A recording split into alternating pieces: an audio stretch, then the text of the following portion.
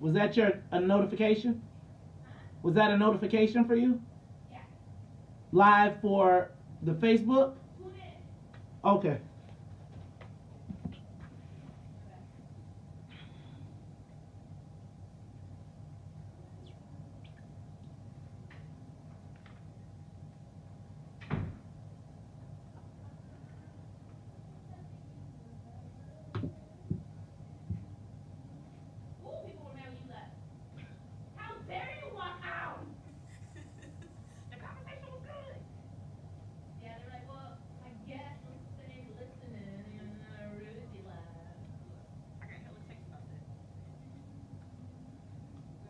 Yesterday was exactly what I wanted to, man, I got so many calls and conversations about that yesterday, and it was pretty positive though. I thought it was all positive. Like, I really felt like just even the difference of opinions. Ooh, boop, boop, boop. I think we might have to get some different ones though. Really? He's not big enough for you? Yeah. I thought you were going to say that. Well, it's probably like 4 of them. Nah, I got like double the like size. 2 over there? Oh. That's the, yeah, so Chicago. Let's do it like this. Let's do some mirroring action. Oh, you want to hate on a brother, huh? Is this a new chair I feel? What is this, velvet? Come on Yes. now.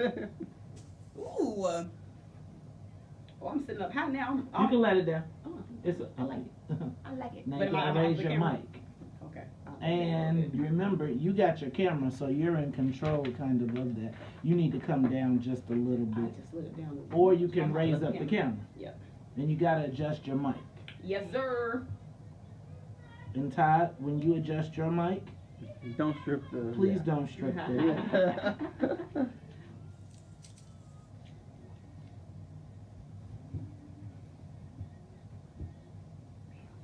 Ruthie, you look like you had a little, I was like, this smoke, we gotta get, I'm telling That's you, more than smoke. I'm gonna tell you, on 420, right up in this mug, right there on that table is gonna be a box of gummies. It's gonna be all the snacks that Todd cannot resist, right? And we gonna be munching, and he is going to partake by accident, and we are gonna watch the transformation. No, gummies for kids. They Look, you like, I want the big smoke. gummies get all stuck in your teeth. I never really ate gummies. Not these kind. Left They melt right in your mouth. Call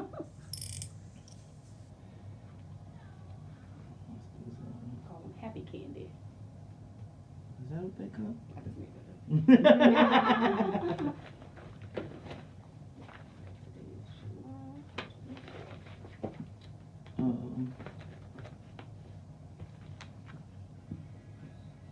I'm gonna turn the air down just a little. If that's okay, Joe. Yeah, I forgot my jacket. Man, I got a scarf. I got a scarf. Can I tell you, I hate being. Hey, Todd, raise up just a second. Cold or hot? Which one? Cold. Me too. What you hate? Being Being cold. cold. The other way. Being cold. Give me You said a being little cold. bit. We Oh, can't wow. tell. We can't tell. We up in here. I Hoodies. love it. I got No, winter it boots. gets hot. It does No, I just have. extreme. Yeah, I gotta just get a good temperature, like 74. Touch your thermostat in your house or just you? No, anybody can. Anybody can. What about you, Todd? I think I'm the only one who does it. I mean, there's no fast and hard rule, but no one else seems to want to take that responsibility.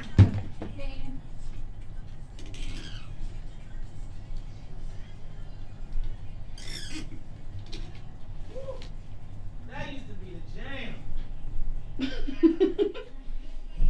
Man, Chris Brown was like these kids, Michael Jackson. Really? Man, when he came back with Deuces, he did kind of. There's only one thing I can tell you about Chris He Brown. beat up Rihanna. That's pretty much it. That's it. Allegedly. No, it wasn't No, I thought- related to that. Yeah, I thought she said it. We happened. wasn't there. I thought he said it happened. Didn't he apologize? You know, his career bounced back better than I thought it was going to, because they tried to They tried to take him out. That was everybody. Man, I know so many people. I remember when my niece Sydney the first time I ever heard about Chris Brown, I had a niece. And she came by the house and she just was, you know, when kids are just like music crazy, they got their little headphones and they got their own time they could listen to their music without their parents' supervision. Mm-hmm. And she was straight up just Chris Brown. Oh my God, Chris Brown, Chris Brown. And I was like, who is this clown?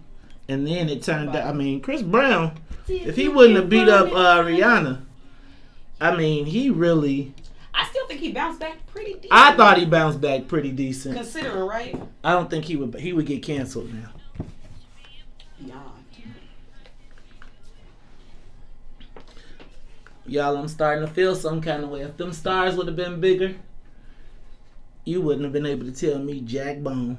Except they wanted a when I did it, I didn't, you know, I did it from the house and I ordered them. I think I'm gonna just print my go to like Kinko's or something and have them print them.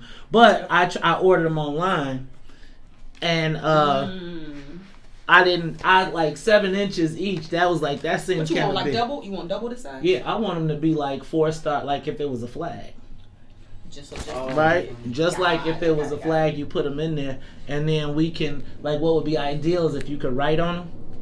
Like if they were dry erase, like I almost changed this to dry erase. And like we got a bunch of dry erase walls. Like what would have been dope is to make this wall dry erase. Mm-hmm. I just didn't have the patience. Cause you gotta wait 2 days. And like when I start painting, it's like I gotta paint that day. I gotta do everything that day cause day 2, it's like after you gotta start washing the brushes and all that stuff, I'd be like, you know what? I'm done. I'll go buy a whole new set of brushes before I have to. Because we don't have a good paint sink, like a good laundry sink. Yeah. And so it's hard in a house to clean the brushes. Something so simple. Yes. Like some things you just appreciate. Right. And I ain't putting them bad boys in the bed. When we put them out, I'll probably get kicked out the house. I'll put them paint brushes in the bathtub. So then I tried to rinse them out in the toilet. And now the bathroom downstairs is just a wreck. Oh, yeah. Oh, it's just a wreck. It's black paint. It's spilled. Like, it's like, so it's cleanable. But it's still just a paint. All right, let's get ready. Go. Get ready for what? No, I'm just playing.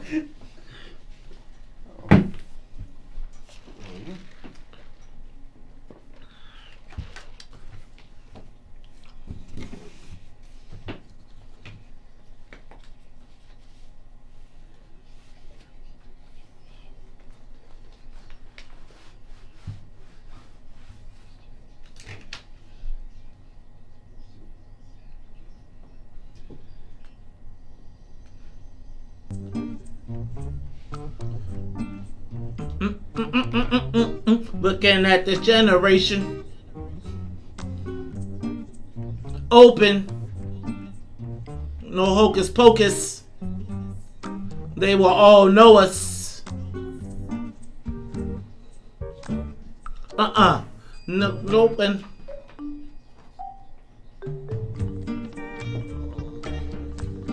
Don't let no one put you down. See you smile. It's okay to be black.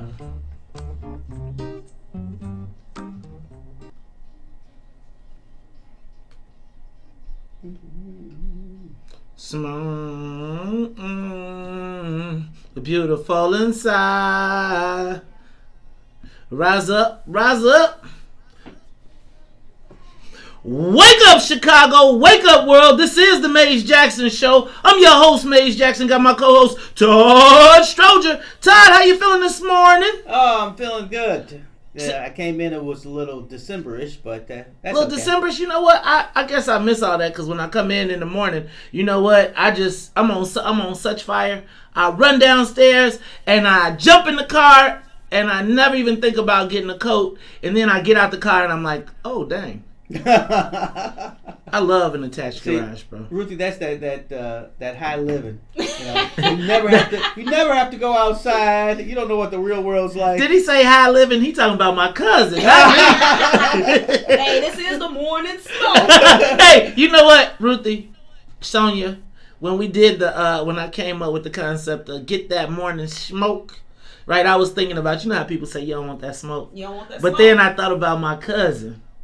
And so when I thought about my cousin, I added that other smoke. Yeah. So it's like it's the double entendre.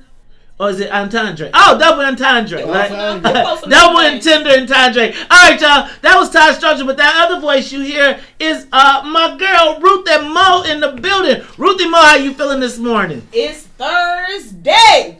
Why you say it like you excited? It's all. Let me tell you something. I have been living for the weekends. Really? Wow. Waking up at this, I don't want to say ungodly hour because Jesus love we us. full of it. Yeah, Waking right. up Jesus this early loves in the morning, I really appreciate a good Saturday morning sleep in. Can I tell you what? Don't get used to it. Because the longer you stay here, it's like, this is how it works. This is how it starts, right? You used to look forward to Saturday, right? You'd be like, first of all, I used to look forward to Friday, right? Because I was like, Friday, you know what? That means I don't got to go to bed early, and I can stay up late, and I can watch all my favorite shows that I can't watch, and it'd be like 8 o'clock, and you'd be like, No.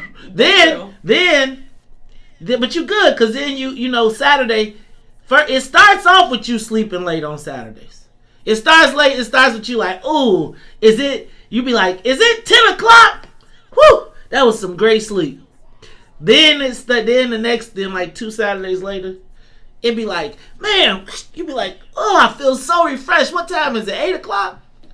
Then like a month later, you wake up and you listen to Dorothy Tillman, and you got your coffee, you got your coffee, your tea, you ready for your conversation before she comes on. And then when you know you are a new morning, you know. Then when you know it's all the way in, it's like when she started at 6 and you like she late. You like, how long? What is she waiting on? Get on here. Look, y'all. This is the Maze Jackson Show. I'm your host, Maze Jackson. My co-host, Todd Stroger. You got to say what's up to my girl, Ruthie Moore, who is, you know what, man, I'm going to tell you, one of the best additions. And then I got to tell you who rocking with us from day one, my ace, Miss Sonia Escobar, the musical conductor, the soul plane. Sonia Escobar, how you feeling this morning? You know what she said? Speaking of that, remember Sonia told us she was she woke up at 2:35, and Ruthie was like, "Did you go back to sleep?" She was like, "No." She's like, "I got up." Now I want to tell you one of the things that I thought was Todd. It was like yesterday revisited. Ruthie said, "If I got up at that time in the morning, I would be looking at YouTube." I was like, huh? YouTube. YouTube. I was like, What? remember I told you about my son? We went on vacation. I got him his own room, right? He got a 65-inch TV of his own with the remote control. This boy is watching his phone, which has got a 6-inch screen. Not even a 6-inch screen. Like the TV ain't even there. Like Wow. the TV, and it's like, and then Ruthie says, and I was like, you know what, Todd? We are officially, we got to have Ruthie here because she brings the perspective, man. Yes. Because I'm going to tell you what, it's hard for me to watch a YouTube video. Carrie be like, hey, look at this on YouTube. I'll be like, I don't watch YouTube videos. Really? I watch YouTube, but only because I like, hey, I want to hear a song. That's it for me. Okay, well, I'm going to tell you, I don't watch YouTube videos because I always feel like, you know what my thought of videos are? YouTube videos? What? That they are like World Star videos, and I feel like it's I don't know gonna what be that the is. Okay. What's a World Star? Oh man, Todd, don't God, y'all, don't let Todd become World Star. Todd, see, they gonna try and work. Don't say nothing, man. Don't even talk like that. The kids be trying to World Star you. That mean they gonna make you internet famous, and if you get World Star, you don't want to be World Star. World Star is like when you just walking down the street and somebody just sucker punch you while you got a gallon of milk and you drop it. Oh. And you bust your milk. I've seen that. They had to send those kids to jail for 30 years. And I like kids. Here he go. All the time. Hey, I like kids, but hey, Ruthie, you know if you got punched like that, you be thinking, dang, I hope I never come out. No. Let me tell y'all. As Okay. that doctor is saying, so we're going to replace this. Okay, it's okay. Look. And I wake up at 2:30, but I don't get out of bed. No, that's And because the the cat cat. keeps- Look, I knew the cat Yeah, the was cat coming. keeps coming back every 15 minutes. I'm like, man, can you read? It ain't time to get up. All right, y'all. This is the Maze Jackson Show. We are locked and loaded. We got Ty Stroger, Ruthie Moore, as well as Miss Sonia Escobar. Let's get this thing up to Oh, and I have 6. to tell you, Maze, I love getting things off the internet, but I ordered a shirt and I had Alpha Phi Alpha printed on it. Can we get the plane up before you And it came back. It turn the jets up, It man? looked like it was orange. I was all mad. We tried to tell you that the last 3 times you wore that it. really was orange. No. You know what? It's like that shirt. Like somebody said, what color are the chairs? They're green. I was like, no, they're blue. And somebody said, no, they're green. What do you see? Hey, y'all. Look, we are up and away. We are up to 60,000 feet. This is the Maze Jackson Show. Look, yesterday we blew through every break. We can't do that today because we got to send a big shout out to Dr. Willie Wilson, who wants to encourage you to support his Omar Inc. gloves. If you need PPE, check out Omar Inc. Dr. Willie Wilson. Gotta also send a big shout out to my girl Nidra Williams at Solo Beauty Supply. Look, y'all, they're starting to come. Advertise on the Maze Jackson Show. Let me tell you, there's no better value right now. Todd, do you know we are reaching? Since we started, we've almost reached 100,000 people. That's a lot of people. That's a lot of people, and that's just digitally. And if each one of them sends me $1, I'll pray for them. No, I'm the minister. That's right. You know what? Minister Mays has not been here. Maybe one of these days, in the next very few days, he's going to make an appearance. Minister Mays, he found out we was on a gospel station, and he thought he was supposed to get him a... chance. He was like, well, Brother Mays, could you call Todd? And I said, Minister Mays, you got to chill. We trying to get settled in. He's waiting for me to go to the bathroom. Usually whenever I go to the bathroom, Minister Mays makes his appearance, take over the mic, and then it smell like, when he come back, it smell like hot tobacco, Brute, and Old Spice, all mixed up in one you dig. Look, y'all, it's the Maze Jackson Show. We'll be back after these messages. I'm going to guess that Ruthie never got a real good whiff of Brute. Minister Mays. Yeah, I had an old grandpa. See? I'm going to tell you, man. That green bottle. Yeah. See? Yeah. And you know what? And I used to always try to steal the thing off of it. The little the chain. Oh, yeah. Right? Oh. Right? I don't mind the way that it smells. I'm going to be honest with you. It's like nostalgic. I love the smell of Brute, and I love the smell of Old Spice. Now, you can't wear it now, and I think it is the nostalgia. Like, to me, Brute and Old Spice was like, you a big boy. Right? Like, I remember, like, Brute and Old Spice would be, your old man takes a shower, he's shaving, you can't. Right? But then at the end, he give you a little splash on your way to church, and then you feel like, I'm with the big boy, I got Brute on. Then, that's the first. Then you sneak in and try and shave with his shaving stuff when he ain't there, but he got that old school razor, so you cut yourself. Yeah, put it in there. Then you put some Old Spice on. You like, ah! Oh, yeah. Then you be like, Jesus Christ. Then you get to the point where you're old enough to go to the store and you buy your own. Yeah, you figure out what you like. And then you go between, and the debate is Old Spice or Brute. It used to be Old Spice or Brute. Remember them commercials? Karate. By Fabergé. Fabergé. Then it was Drakkar. Remember? Ah. Then after that, Noir. it's like you got Drakkar or you got Polo. Polo, yeah. And the Polo in the green bottle with the gold top, or you got Drakkar. And Drakkar, I remember the first time I smelled Drakkar, I thought it was like heaven.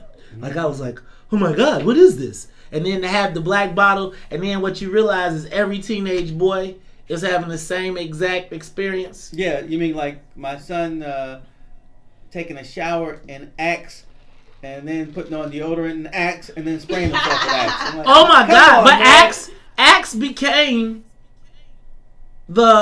Axe became like our old. It wasn't our Old Spice because our parents didn't put it on you. It didn't pass down. Right. But Axe moved into that space to me. Yeah, I think you're right. Their marketing was really, really good. Yes, and Yeah, they it was a. I mean, they even got me once, and then I was like, "Ooh, yeah, this is not for me."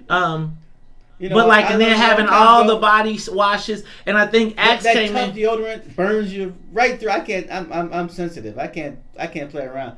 I use women's deodorant. I'm like, Actually, women's deodorant is better. It lasts longer. It does. Like Secret, like made for strong enough for a man, but made for a woman.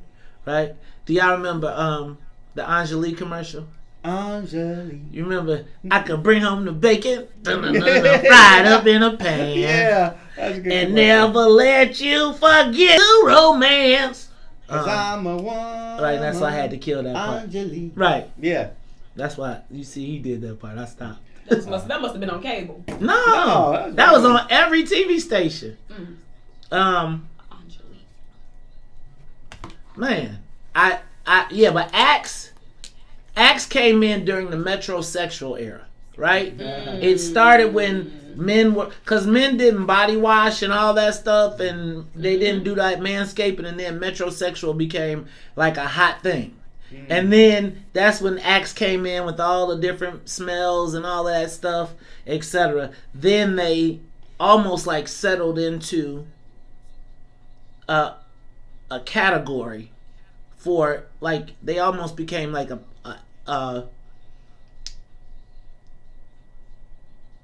what do you call it? Like a rites of passage almost for young boys, as they try to get to smell good, buying whatever. Yeah, I think that's how I thought about it. Smelly stuff. Right.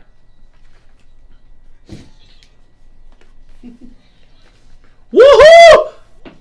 And gets struck up, shook ones.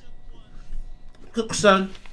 This is the Mobb Deep era. Boy, we used to sit around with Timberlands, roll one. Every rhyme I write is 25 to life. 20 your life. Confrontation, it only leads to incarceration. There's no relation. Thinking mine's better than yours. Come on.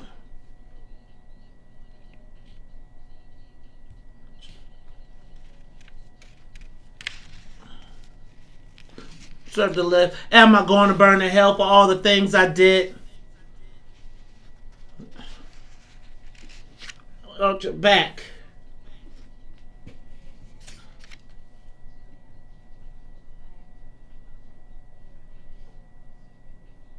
My mind tripping. You are listening to What's in It for the Black People Radio live on WBGX 1570 AM. I'm your host, Maze Jackson. Got my co-host, George Stroger, plus Miss Ruthie Moore, y'all. And I'm going to tell you what, Ty, that was Mobb Deep. Right? That's the Mobb Deep era. Man, we was all wearing hoodies. You said his name. I know he. It's Havoc and it's not him. It's them. Oh, it's a Havoc and Prodigy. Oh no, what I really didn't Rip Prodigy, rest in power, Prodigy. But I'm telling you, man, when the infamous Mobb Deep came out, boy. That's the name of the album. Woo, Lordy B. See, even Ruthie's looking at you like, what are you I know a talking little about? bit about Mobb Deep. Man, I'm gonna tell you, they had a whole. It's like they were like I'm telling you, they kind of represented a whole era to me. Now, they weren't the biggest stars of that era, but I feel like they were the perfect embodiment of what was happening while I was at college. Right? All the college kids were like Mobb Deep derivatives. Right?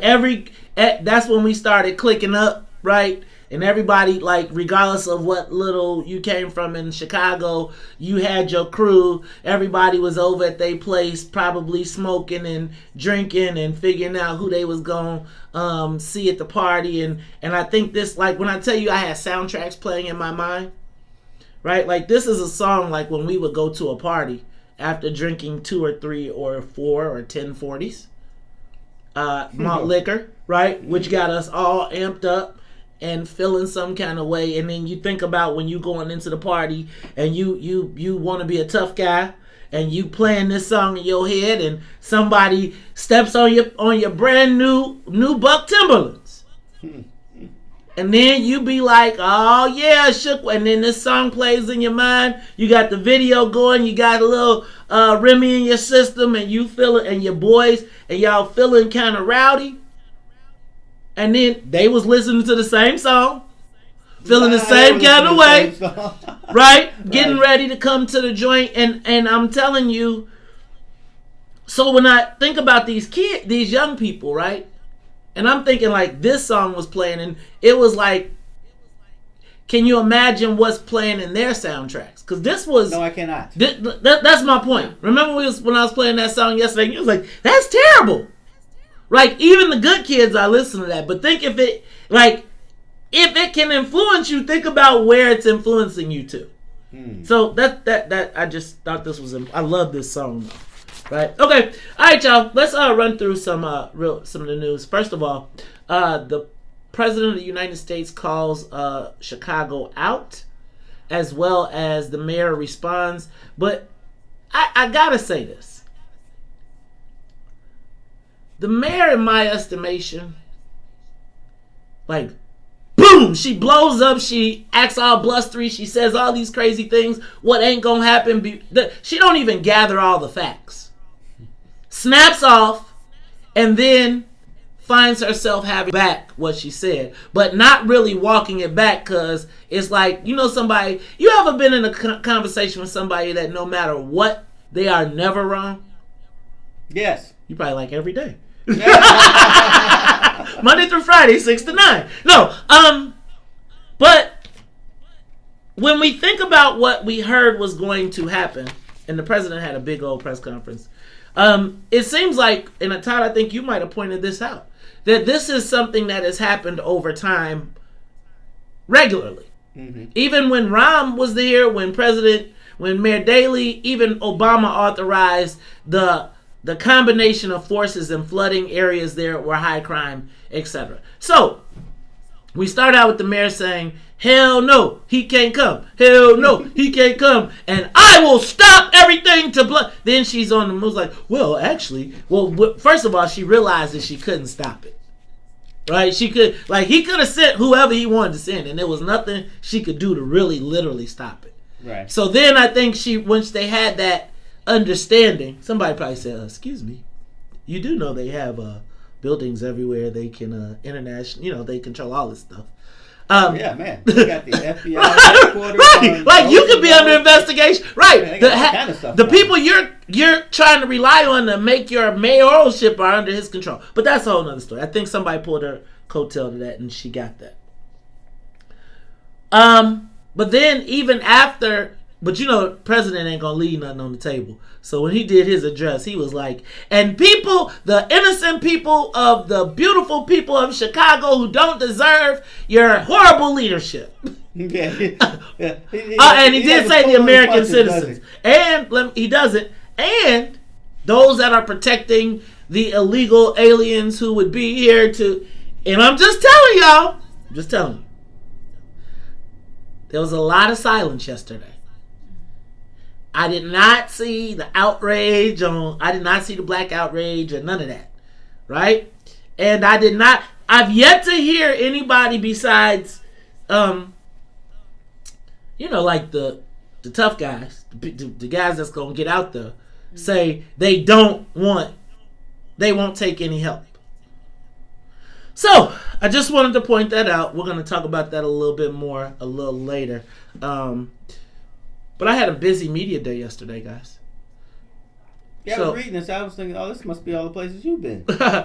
So I did World Chicago and Global Strategist. Shout out to Ad Faulkner. And you know what? Diane Latiker, I did not know that Ad Faulkner was Diane Latiker's daughter. But Diane Latiker of Kids Off the Block, who is doing so much for other kids, man, to see her child, leading these discussions, and I'm talking about, it was world leaders from all over the world on this chat. Man, I was talking to people from Venezuela. They was like, how come that dude Todd don't never stay awake on the show? So shout out to them. I don't know, Venezuela's having a little trouble. I'm not listening to them. All right. Plus, I did Jeff Berkowitz, the Jeff Berkowitz show. Do you know Jeff Berkowitz? I've been on Jeff's show. Jeff is interesting. Jeff is beyond interesting. I had to be like, hold on. Stop. Yeah, exactly. I had to stop him and be like, do you want to answer the question or do you want me to answer the question? Right. It He was definitely comes with his point of view. He comes with this point of view. He was like he tried to force me on the Kim Fox issue, and I was like, dog, Kim Fox is our girl. Like, y'all got issues, but I just need to say, don't come on. You ain't finna get me on no TV talking nothing bad about Kim Fox. Why don't you take them white kids in the suburbs to jail? He was like, okay, well, should she take them? I was like, well. Now that you mention it, shout out to Ray Lopez. Did you see Ray Lopez introduce the ADOS bill? No. Now we're gonna have to call Ray Lopez and tell him to change the name. I Descendants of African. Because I here's my concern. I don't want to be caught up in the fight between ADOS and all of the different names. I think he's on the right page. I think we got to get with them. But basically, Ray Lopez is pressing the gas on the issue of legislation that we should be doing right now for black people. Now, it's crazy. Is this the issue he mentioned earlier? Yep. Okay. 33. Yeah. Black, though. He said black in there. Yeah. When you say black, people who are American descendants of slavery. So I think we got to get that. And Kim Kardashian said, y'all know Kanye is bipolar. Why are y'all tripping? Get off of him. Right. Get off of him. Look, y'all, this is the Maze Jackson Show. When we come back, I know I did a lot of talking, but when we come back, it's going to be real fun because I can't wait. Ruthie, you in trouble. We're going to be like, because we're going to ask the social media question of the day. What is the city's current state of affairs? We'll talk about it all when we come back. Hey, y'all, also get ready to give us a call because we want to hear from you. We're going to be asking the question, what is the city's current state of affairs? Give us a call, 872-259-7474. If you are on the south side, that is 872-259-7474. We'll be back. 7474. Do y'all know any states that are like getting it right? Illinois. Actually, Illinois probably is getting it right. Illinois is as close to getting it right. I think. Right. I mean, getting it right would be nobody going out, but that's just not going to happen. That's not. Well, yeah. Can I say this? I bet you that if there was any trust in the government, as good as Illinois did, I bet we could have done better if people had any trust in the government. I was talking to a friend from Canada yesterday, and he said Canada started out with a 22% compliance on masks, and within a week they went to 99. Jeez. Whoa! Now, the joke was, what do you have to do to a Canadian to get him to wear a mask? And you know what he said? What is it? Ask him. Dang Canadians, that's why I don't like them. Okay, y'all, check this out. We are at 160 live viewers on Facebook before 6 o'clock. Before 7 o'clock. Why y'all sleep? What y'all doing awake? Yeah, it's got to be trouble. They waking up now, morning smoke. Maybe they're in Canada. That's just on. Okay, now let's see what we got on YouTube. We got 27 on YouTube. Ask them. Now let's. Good morning, Sheila. Look, and it's. I feel bad sometimes because all the conversation is on Facebook. And even like what's happening, even for some people, is that I've logged in from 3. Like we're cross posting. So like if you're watching it on my page, there's 30. Like so, James Shotwell, Damon Marcus Patton, said Jay are all watching on Maze Jackson, my personal page, but the real action is on the Maze Jackson public page. Yes. So right now on the Maze Jackson personal page, we got 30 people live. So right now we're really at 194 live. I see what you're saying. Is there a different? And there's a different conversation, right? Because the people on the Maze, the personal page, are. It's only 20 of them and the conversation ain't going. Right? They probably like, damn, where is everybody? Look, and somebody just left. I'm going to the party. I'm going to the party. I'm going to the Maze Jackson page. It's funny because like I was thinking about Audrey Tanksley. She used to always be like, get the YouTube going again. Get the YouTube going again. And then yesterday she was like, "Man, it's too quiet on YouTube." But You gotta watch now it. I got this bot that will take all of the conversations. Matter of fact, I will do that. I got a bot that will take all. You see how that number just jumped over here? So I'll take a bot and move all the conversations. The technology they got these days is crazy. Like they're like, you can program a bot to respond to people as they're talking throughout the show. Like, so how you That's can't why keep I like up, that Black Mirror. I was like, ooh. you can't keep up with the comments. I could put a bot there, and the bot could be like, "Oh, what do you think?" Like when topics get hot, it's like whoosh. Like actually, what we need to do is probably moderate the comments so that they can come in every 3 seconds. So you got a time to read them or whatever. I'll figure that out. Every day I'm tweaking something, trying to figure out what do we need to do. Every day I'm hustling. What up, T.O. Hardiman, rocking with the Maze Jackson show? You gonna get in trouble. It's most dangerous. I'm just playing, bro. You know I'm just kicking. Just kick it. I need some escape in my life.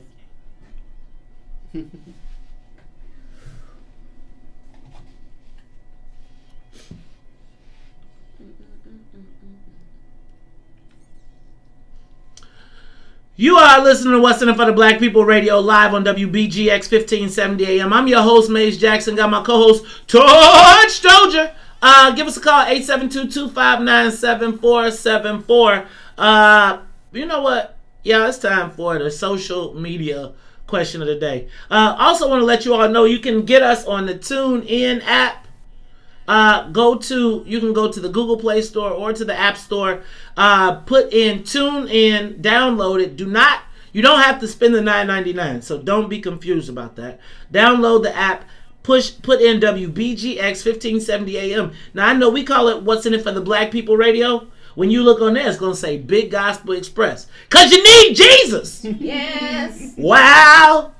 Now, in the meantime, we're going to give you some of this morning smoke. When I wrote this question, I couldn't wait to hear from our opinionated millennial. Because, see, I feel a certain kind of way, but I think I'm biased. I am. I think I've been offended. I think the censorship made me feel a certain kind of way. So I decided that I was going to bring everybody in on the question. But I really can't wait to hear your commentary, Ruthie. And Ty, we want to hear what you got to say. But callers, I also want to hear from you. There's still a whole bunch of boomers now. Ty, somebody said you ain't really a boomer. They said you false flagging. Like you trying to get in a different group. No, I'm actually a boomer. They said look, he's like, he proud to be a boomer. Like, no, I'm a boomer. Right. I'm proud.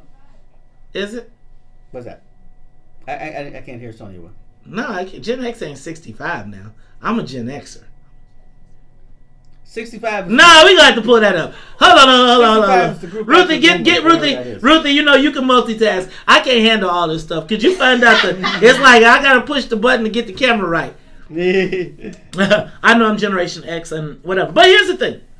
I want to assess the city of Chicago's current state of affairs. Okay? I want to stop, pause, and I want to look at where we are as a city. I think the president said a lot of things, but because they came from Donald Trump, they went one in one ear and right out the other. So I decided that I was going to ask the Maze Jackson Show audience and team, what is the city's current state of affairs? Now, before you go looking up memes, before you go trying to find, you get your finger wagged at and pointed, I want to give you some areas that we want to talk about, okay? All right, so let's start with the economy. What is the state of affairs for the city's economy? Now, from what I hear, we are $700 million currently in debt to get out of the current fiscal budget with no answers provided as to what is our budget shortfall? And we still have not heard what happened to the $200 million in ambulance reimbursement money. So let's say 200 plus 700. Let's say we're $1 billion in debt for 2020, and we still ain't through. Bam. Economy. Violence. 7 of the last 9 weekends we have had double-digit murders. We have had at least 60 shootings per weekend. And 60 is on the low end. Okay? Race relations. I would suggest that the tale of two cities has never been more evident. Never been more evident than the George Floyd uprisings. So even when we watched a black man murdered on television and the city went up, our instinct was to protect the white people. I'm just gonna put them out here. City services. I will tell you that I got a ticket. Oh, so they're back. Yeah, I got a ticket for street sweeping. Oh, I So- tried to tell you.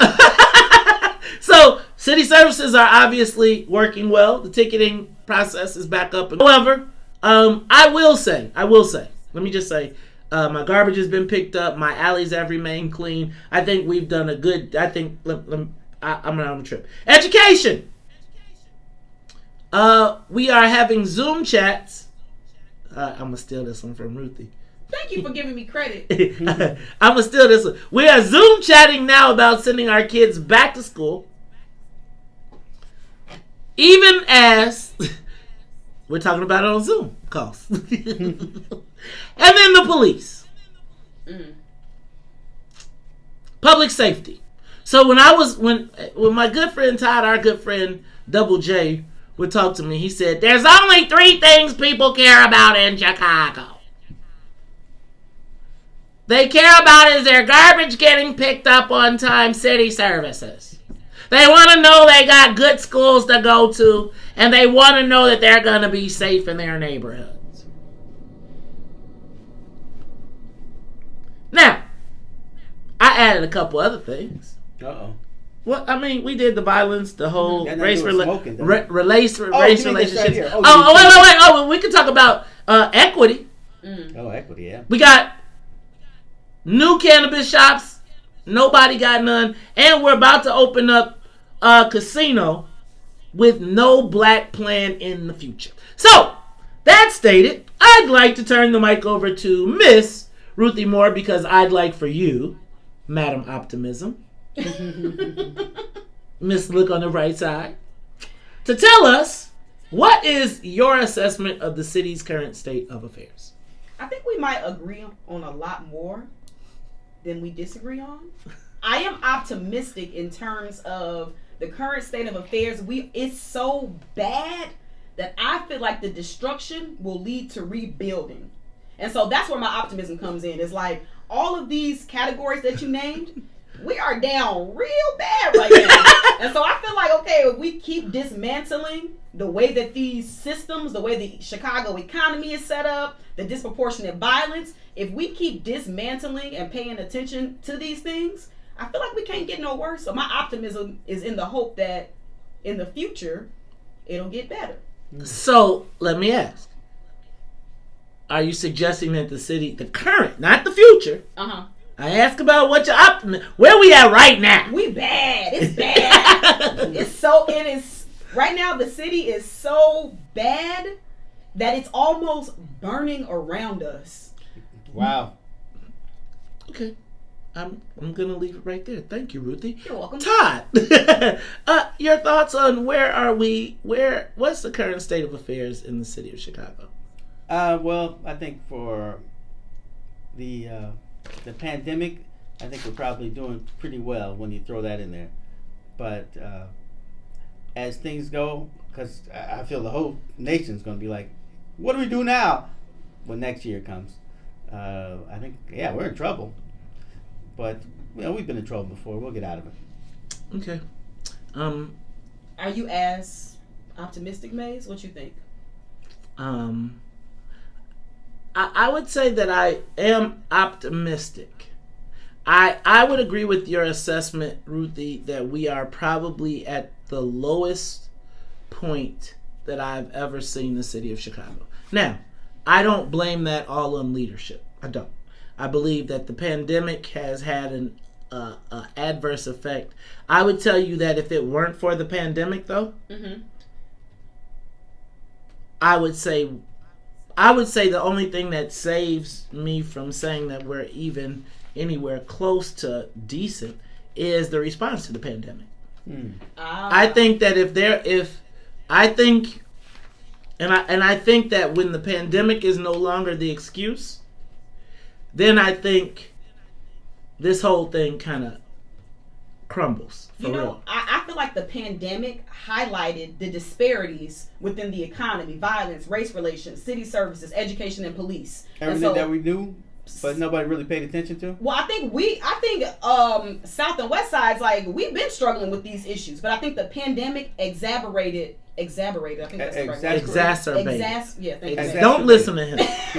Right. When it comes to the big words, exacerbated. It just made it worse. There you go. That's what I think. I think it highlighted a whole lot of disparities. I think we should also add health onto this list and healthcare. Oh yeah. And I think that the disparities that were highlighted, I feel like we cannot go anywhere but up. And I think Ruthie, health fell off the what they call it? Yeah, people stopped paying attention after a while. We forgot how many black people were in trouble. No. See, I never forgot that, and I feel like even yesterday when I was I was on that global strategist call, they were like, "What does racism look like? What does institutional racism look like in Chicago right now?" And I said, what institutional racism looks like in Chicago is when every black elected official stands up, applauds, opens their comments with applauding the governor, applauding the mayor, when they built 3 temporary hospitals, tore them down, dismantled them without ever addressing Roseland Hospital, where the most black deaths were occurring. Right? And I was like, that to me is where we are right now. It's like, I don't know how, like, it almost is like, ignore what's going on with black folks, and if you take the black folks out, it's all good. Yeah, but I think that's the normal course of business. And so that's why I'm saying, always been, there's going to be a lot of trouble over here. Let's just ignore it, and we'll just take everybody else, and we'll figure that's the norm. But and so for me, it seems like we accept less than. Yeah. Right. Like, we accept less than, and it's like we so happy to have the memes and the other stuff that we not looking at the fun. Like, what has fundamentally changed? Yeah, we know, and it's like, what we know now is that what we knew before. When white people catch the COVID, black people die. Black people die. That's right. Right? When white people catch the COVID, black people die. It just showed itself this year. And so, where right now, and I know we got the racial response, rapid response team, and isn't the microcosm of that what's going on? Let me help you with that one too. Microcosm. That what's going on downstate, where it appears, maybe I'm wrong, that the black legislators are like, no, we don't need a black speaker. Man, sort of. I mean, it's just, we sick, boss. All right, Sonia, do we have any calls? Can we go to the live lines? Listen, give us a call. You are listening to What's in It for the Black People Radio. What is the city's current state of affairs? The phone number is 872-259-7474 if you are from Pill Hill. But if you're from 63rd, it's 872-259-7474. We want your calls. Who's on the live line, Sonia? Ron, you on the Ron, what's up, dog? Yeah, man, just enjoying you guys. I tell you, you all just sound great, the whole team. Real quick, though, hey, Todd, you know, you live over here east near me in the Calumet Heights area. I hope you heard of those recent carjackings. It was 10, and so just gotta be careful. So the whole thing with the crime, I want to talk about the economics, and certainly things are bad. But see, the pain is not being experienced the same. What I mean is that black businesses are hit the hardest. Fewer black businesses will reopen. Blacks receive the least amount of the money that was available to the Fed money. So and it was always like that. But I think we're really seeing the great disparity in terms of economics, which does kind of lead to some of the poverty and the crime. Not all of it. But lastly, guys, I heard David Moore speaking yesterday at the press conference, and he said, you know, all of these cities need $1 billion. And I said, for what? So rich white folks? If you guys came to Chicago, rich white folks would become just that much more richer. Re-rich, you know, I talk about it all the time, Ron. They'll make a white boy re-rich 10 times over, and we'll still be trying to figure out what happened. Absolutely, and the thing is, guys, it's not that this city has had a problem with resources and money. We just don't get it. White folks are breaking their neck to get in Chicago. So that's my thing. It's the greater disparity economically between black communities, the black folks, and the white community. So I really love you guys. Show even more, and listen every day, and just support you guys and support your sponsors. And I write down who the sponsors are, so I will be supporting your sponsors. So thanks, and have a good day, guys. Hey, Ron. Thanks, man. We got any more calls? Let's go to the live line. Who we got? Sonia Escobeezy. Patrick, you're on the Maze Jackson Show. You talking to Todd, Ruthie, Maze, and Sonia. What's up? Good morning, ladies and gentlemen. How you doing this morning? We good, man. Hey, let me let you know right now, Brother Maze. Hey, you are personification of woke, brother. Because it's one thing, because in the Bible it says, not the hearers of the word will be saved, but the doers. You a doer of the word because they try to put your back against the wall when you speaking truth. So now when they kick you out the bank for speaking the truth because you doing the word, and they just want to hear it, they want to talk that good stuff, you know what I'm saying, about the Kerner Commission and, you know, COINTELPRO and all that stuff. If you believed all that stuff went on and it's still going on, why is it that they're going to try to get you out the paint because you speaking the truth? So what we got going on here is they're trying to get black folks up out the city, man, and us trying to be cool with white people is going to go ahead and put the fence and touches on that, because how is it that black people can say we want to defund the police, running up behind white people and parroting what they're saying, and then get mad at the cops because they stand down in front of the funeral shoot? You cannot have it both ways. We have to stand on our own on this one, Maze, man, because we trying to follow behind too many people, and it's hurting us, man. I mean, really, it's really hurting us, man. We got to do better. We got to get some backbone, and we got to say, you know, if this is what it is, then we got to speak on it, no matter, you know, who it may offend. If it's the truth, it's the truth. Let me give you another example. Remember what happened to Nick Cannon when he spoke that stuff about the Jews, and then he turned around and apologized the next day? Yep. Why is it that if you speaking the truth and you believe it, why are you apologizing? It's obviously you must not believe what you speak. No, it's not. You know what? It is. Nick Cannon is like, man, he recognizes that a black man who tries to speak the truth could be potentially castrated, right? And so and I think James Big Slim Davis brought up a very good point. The minister, he suggested that the minister told him that Nick Cannon was much more valuable to us as a content creator who understood what was going on and continued to build, as compared to being in a war over the minister. And I think that's one of the challenges that we have, because oftentimes people want to brand you because you didn't do it the way that they want, not understanding that everybody's got a different path. Let's go to the live line. Who else we got? Byron, you on the Maze Jackson Show.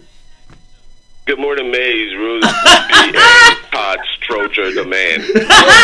Thanks, Byron. How the city is broke. How do you think they're going to fill the gap? And I think they're going to fill the gap with a huge property tax increase. Now you know they are. With that property tax increase, what's going to happen to people? They're going to have to leave. They're leaving right now, Maze. They're leaving right now because of the crime. I mean, you don't want to admit it. That's why I have a beef with you with Kim Fox, because I don't want those guys who are repeat offenders held in jail. You can't have them on the street. They're causing havoc for us. Byron, man, it's like I'm in a... Okay, so Byron, can I be honest with you? I'm going to be 100% honest with you, man. I am between a rock and a... I know you love Kim Fox. I love... Man, so, you got to get these cats out. Byron, get them off the street. Byron, and I'm with you. I love Kim Fox, right? And the challenge becomes, how do we address that issue without allowing white folks to use our... Remember how I tell you we got an internal issue and an external issue? And I told you that our narrative has been hijacked by the millennials. So the millennials got us believing that everybody that ever got locked up is a political prisoner, ain't never did nothing wrong, and doesn't need to be off the streets. At the same time, we know that white folks got Kim Fox between a rock and a hard place. They're leveraging this violence against her. So what I got to do is, and then finally, having had a gun put to my head by a police officer for reinvesting in my own neighborhood, I understand all the dynamics. What I'm not going to do, right, is use a large platform to beat Kim down. What I'm going to try to do is get them to stop listening to white folks saying Maze is working with Bill Conway just because I disagree with you on an issue, and say let's move forward. So Byron, we got to figure out how we protect that. But we got Kim right now needs to also, though, if she going to be attacking, like I give her a pass if she investigated Madigan. Right? Then I'll be like, it's all good. Byron, man, I appreciate you. And even though I know, man, sometimes we gotta wake Todd up, man. When he get that property tax bill, though, he gonna be on your side. Hey, who else? We got anybody else on you? All right, y'all. Look, real quick. When I go through the economy right now, I think we're being lied to. I think that the mayor's. I think when Anthony Beale came on the show and told us that he couldn't get a budget reckoning from Pat Dow, I think there's no better time to be honest with the city, right, than right now, because everybody knows there's a crisis. The further and further you get away from the crisis, then people are going to blame you, Madam Mayor, right? So you put it all, you say, man, we're facing a deep deficit. Here's what it is. Let me let you see it. And then we all start being a part of the solution. I think we're failing on the economy. I have a question for you, Maze. Do you feel like something is different now? Like, what's different now? I think that what's different now is, and people aren't going to want to hear this, but the mayor does not have the relationships with big money that Rahm did. And so where you saw Rahm able to bring in international global money to Chicago to keep the economy going and to mask a lot of things and using development and all of those things, and as the city blew up, he was able to plug a lot of those holes. The mayor doesn't have those relationships, and she hasn't been making relationships with people. She's in between a rock and a hard place. She tries to side with she needs a development. She doesn't have a true side, right, where one side's going to get her back, and she's actually making enemies with both sides. Real quick, violence, we're losing, right? Violence, we're losing, and I think she's throwing her hands up. I think that picture that Alderman Lopez had of her hiding behind that pillar in OEMC was symbolic, because she doesn't know our community. Race relations are at an all-time worst in my estimation in Chicago.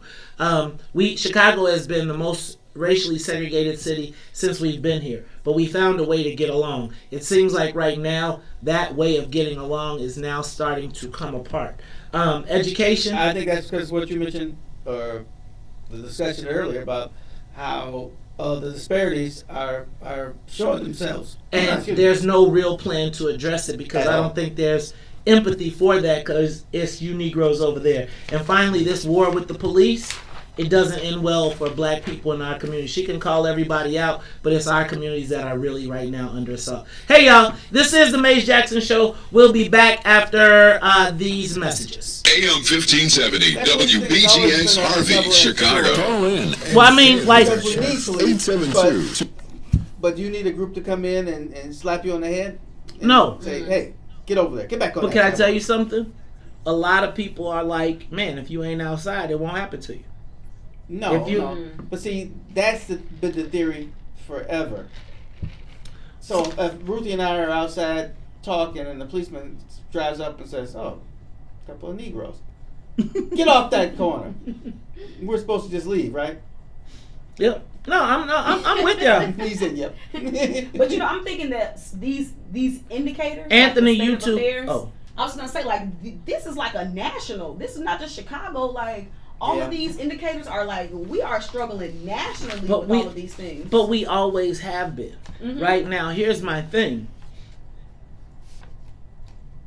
To me, we've accepted, even as these things happen, we've accepted the smoke and mirrors. We've accepted the finger pointing, the talking smack. Like, I don't feel like I feel like, again, our pain and suffering is being leveraged as talking points. But the mayor, she gave us a racial equity rapid response team. Now think about when you say you're trying to deal with systemic racism, and I say I'm going to address that. We're gonna create a racial response, rapid response. That I feel like Jay-Z has a line that says, "You can't sell us bullshit. We know the prices." She's selling us bullshit and we know the prices. It's like they don't have a plan. They got a lot of good social media. Like, I feel like she's the same thing as Trump, right? With the exception of, like, in the pandemic was easy because she could just say, stay in the house. Like you can have a press conference every day. Your appearance is staying. But if I got everybody in the house, then what are you really managing? Like, when people say you're managing the crisis, okay? Once you say stay your ass in the house, you can't come nowhere, and if you go somewhere, it's the police job to lock your ass up or put the mask on. What are you managing? Well, there's still things going on. I'm not debating that. I mean, Streets and Sand goes on. But what are you? Streets and Sand goes on no matter who the fuck the mayor is. Right? Managing the public relations aspect of the pandemic. That's it. Right. So what we got, who's working on the financial plan right now that we know we finna come out this mug and it's going to be a $700 million deficit? The wealthy people that can figure out how to pimp this, that are already developing companies that are going to benefit because they know a whole lot. But you know that this is nothing new. Government has always been under a strain. As manufacturing moved to Asia and Mexico and stuff, so we've always had a greater strain. There's always been a rise in taxes. Everything has been a little harder. Black people, of course, suffer a little more. Even kind of in the midst of the current state of affairs, do y'all think that the relations between black people, based on like the economy, violence, race relations, that we're more together? No, hell no. You say no? I feel like the country I feel like the country, first of all, is more divided, and I think it even plays out here, right? Like, I think it plays out here. Like, I feel like white people right now are at an all-time aggressive level, right? Like. I'm telling you, I used to be like, white people used to see black people and be like, I'm crossing the street. If it was a crowd of black people or 3 black people, suits or not, they wasn't finna walk. I never, ever used to have to worry about a white person bumping me on the sidewalk.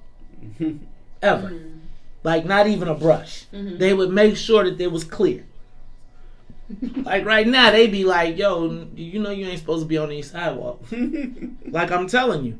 And I think the race relations are going down a worse path here locally. I think the mayor is miscalculating who she is in the like. I think she's still thinking all people. Like, the mayor is gonna be a black woman in about a year. When these white people get this next property tax bill, she is not going. Y'all gonna see a different way that people react and respond to her. You know, all the mayors have had big property tax increases. When I was the county at the county, I want to say so maybe like in 2009, the mayor raised 12 taxes. People blinked and then they just kept on moving. And I'm gonna tell you that I think the difference is, one, they were both white men. They were always white men. Yeah, they were. Right? And they weren't. White people are used to being scolded by white people. They ain't used to being scolded. And I'm telling you, mismanagement, she will wear the mismanagement piece from white people. I'm not suggesting that a property tax isn't crazy, but when you got two $1 billion tax increases back to back, like, and you ain't got no additional income and no additional job, people gonna start getting mad. Do you think the pandemic took over in terms of like the focus and the priority, and everything else kind of like went by the wayside? I think they leveraged it that way because she was being positioned as such a strong leader in that space, right? And so it's like you pimp that. So you go on TV and you go make your name nationally on keeping everybody in the pandemic. But when it comes back and when it's time for recovery, right? What are you going to be on TV saying? Once you can't blame it on, because once we come out of the pandemic, then you got to go, what relationships do you have with money, right? Right now she's betting on Ken Griffin. If what's his name? What's the white boy's name?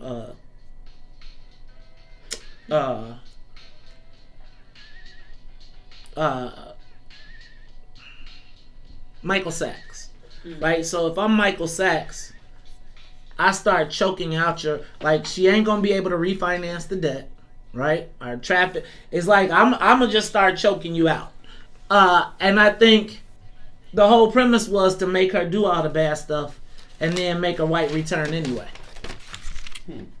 right? You do all the bad stuff.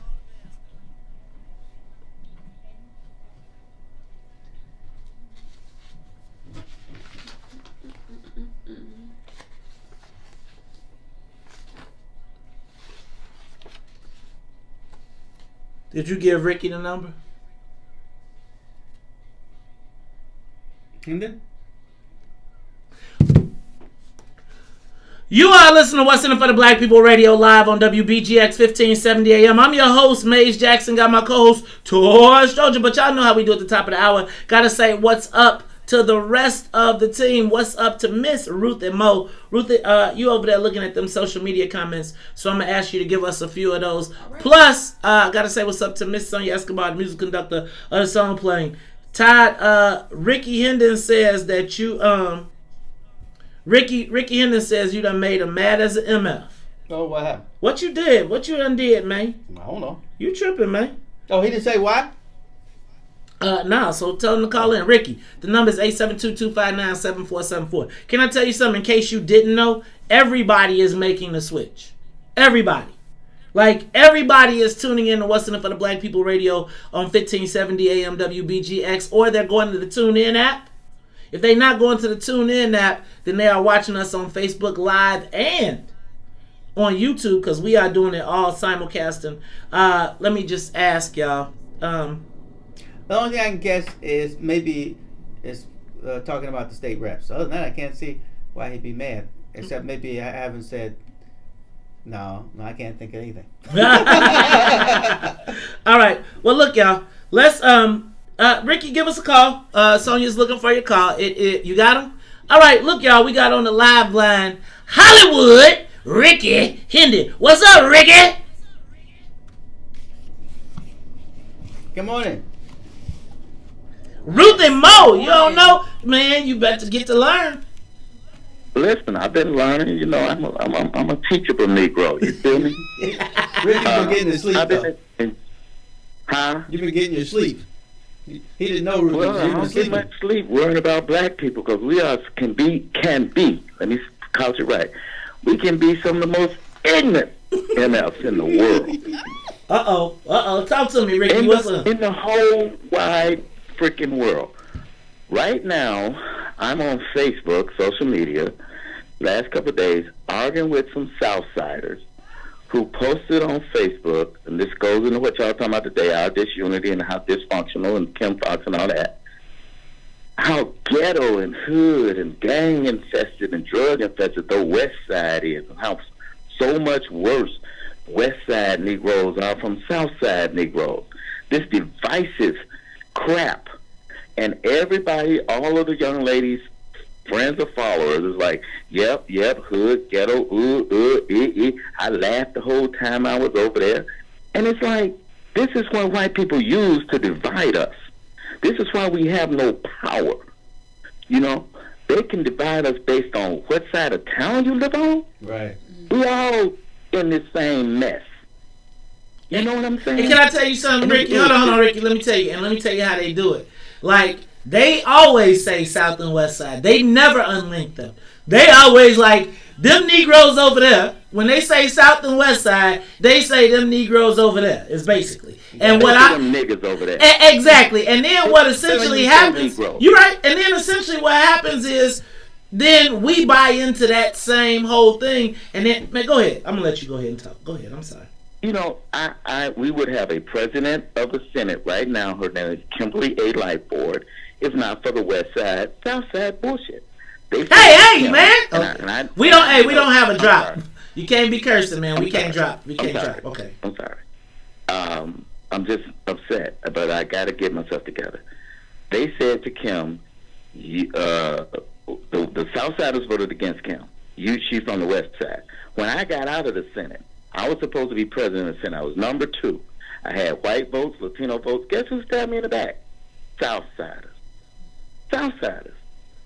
And it's a shame. So I'm going to suggest this.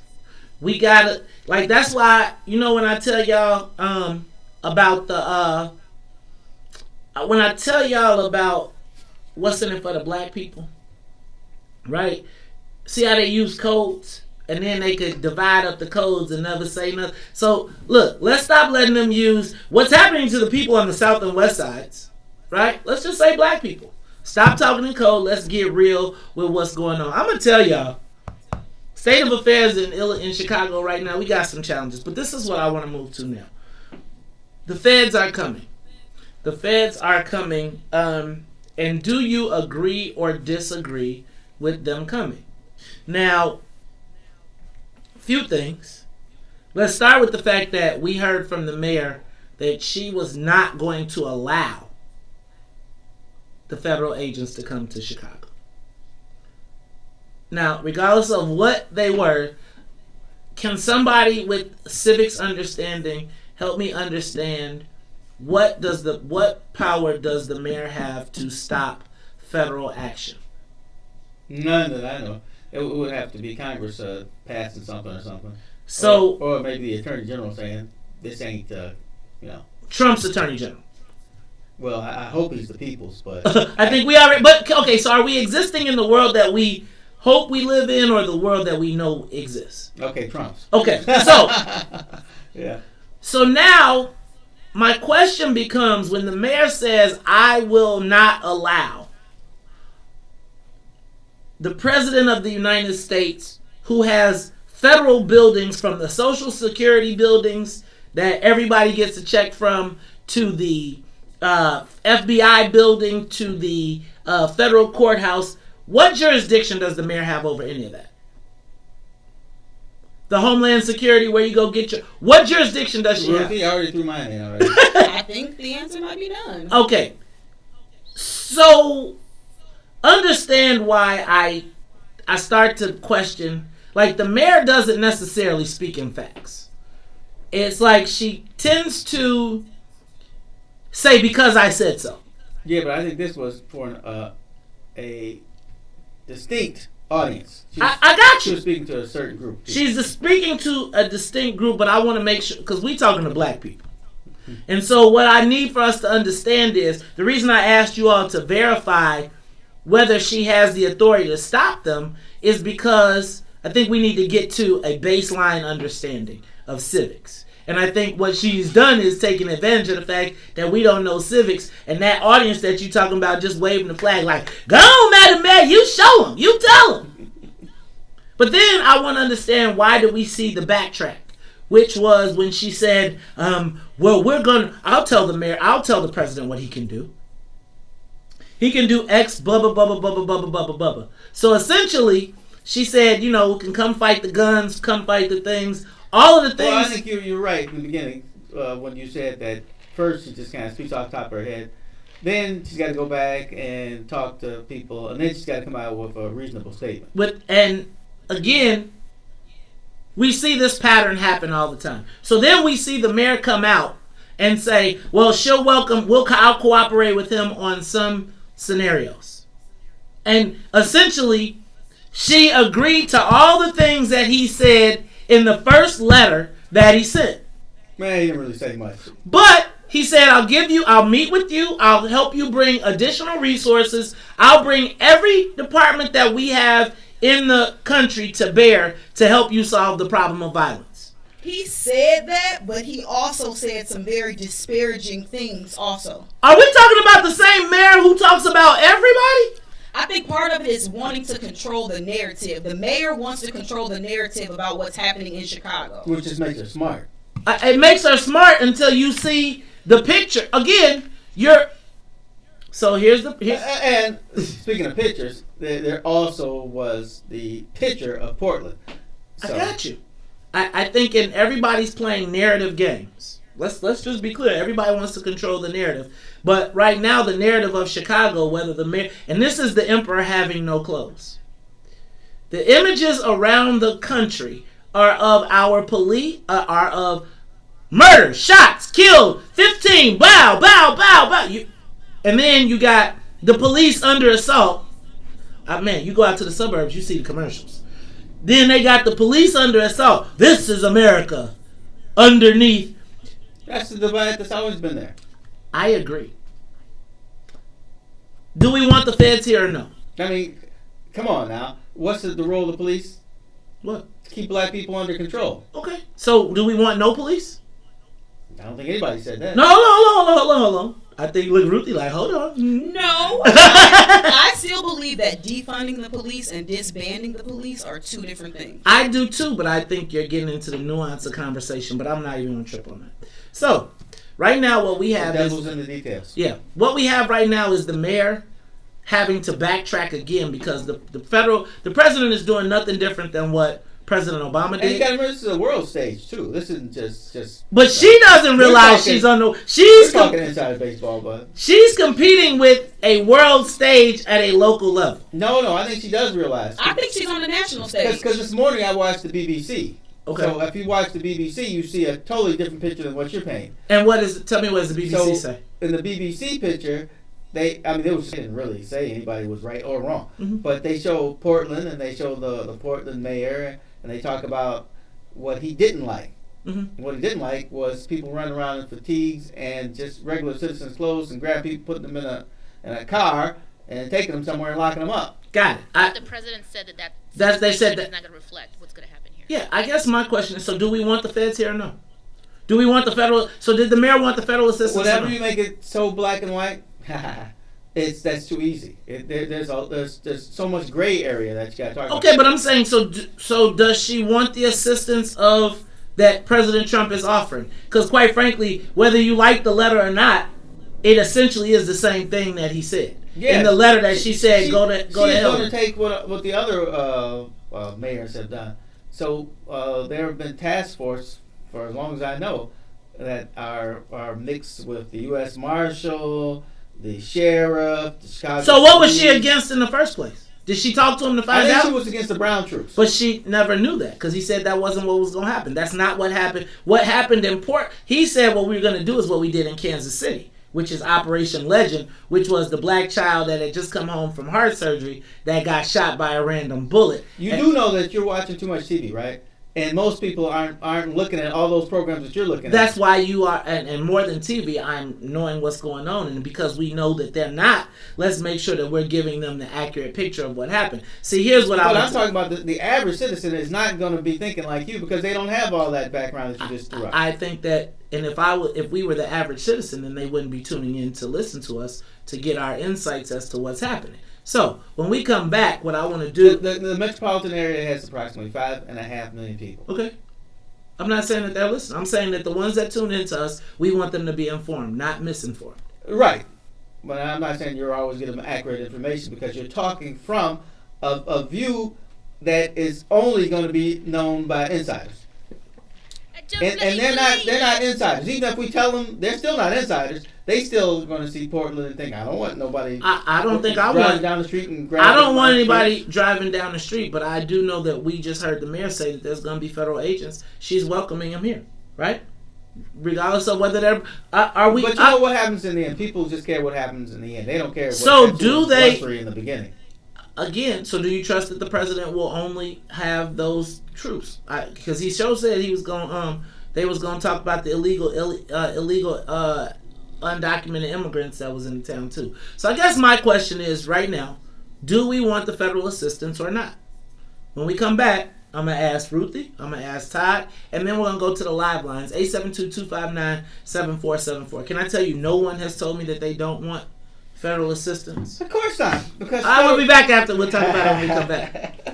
And say it with your chest. 872-259-7474. That's 872-259-7474. Give us a call and say it with your chest. 872-259-7474. So, I guess my thing is, the feds are... My premise is the mayor said, nah, we ain't having no feds. We don't want nothing from Donald Trump. Then she on the paper saying, what? JJ said, he said, to tell you that doesn't sound like him. Yes, it does. Always engage. What's the matter, Ruth? What you thinking? I'm just thinking about what you said. I'm thinking about this. If you have somebody that talks down to you, right? The mayor. Say for example, like if you. The mayor. No, let me give you this example. Like if you are thirsty, you need some water. And the person that's giving you the water, you know you need this water to save your life, but they berating you.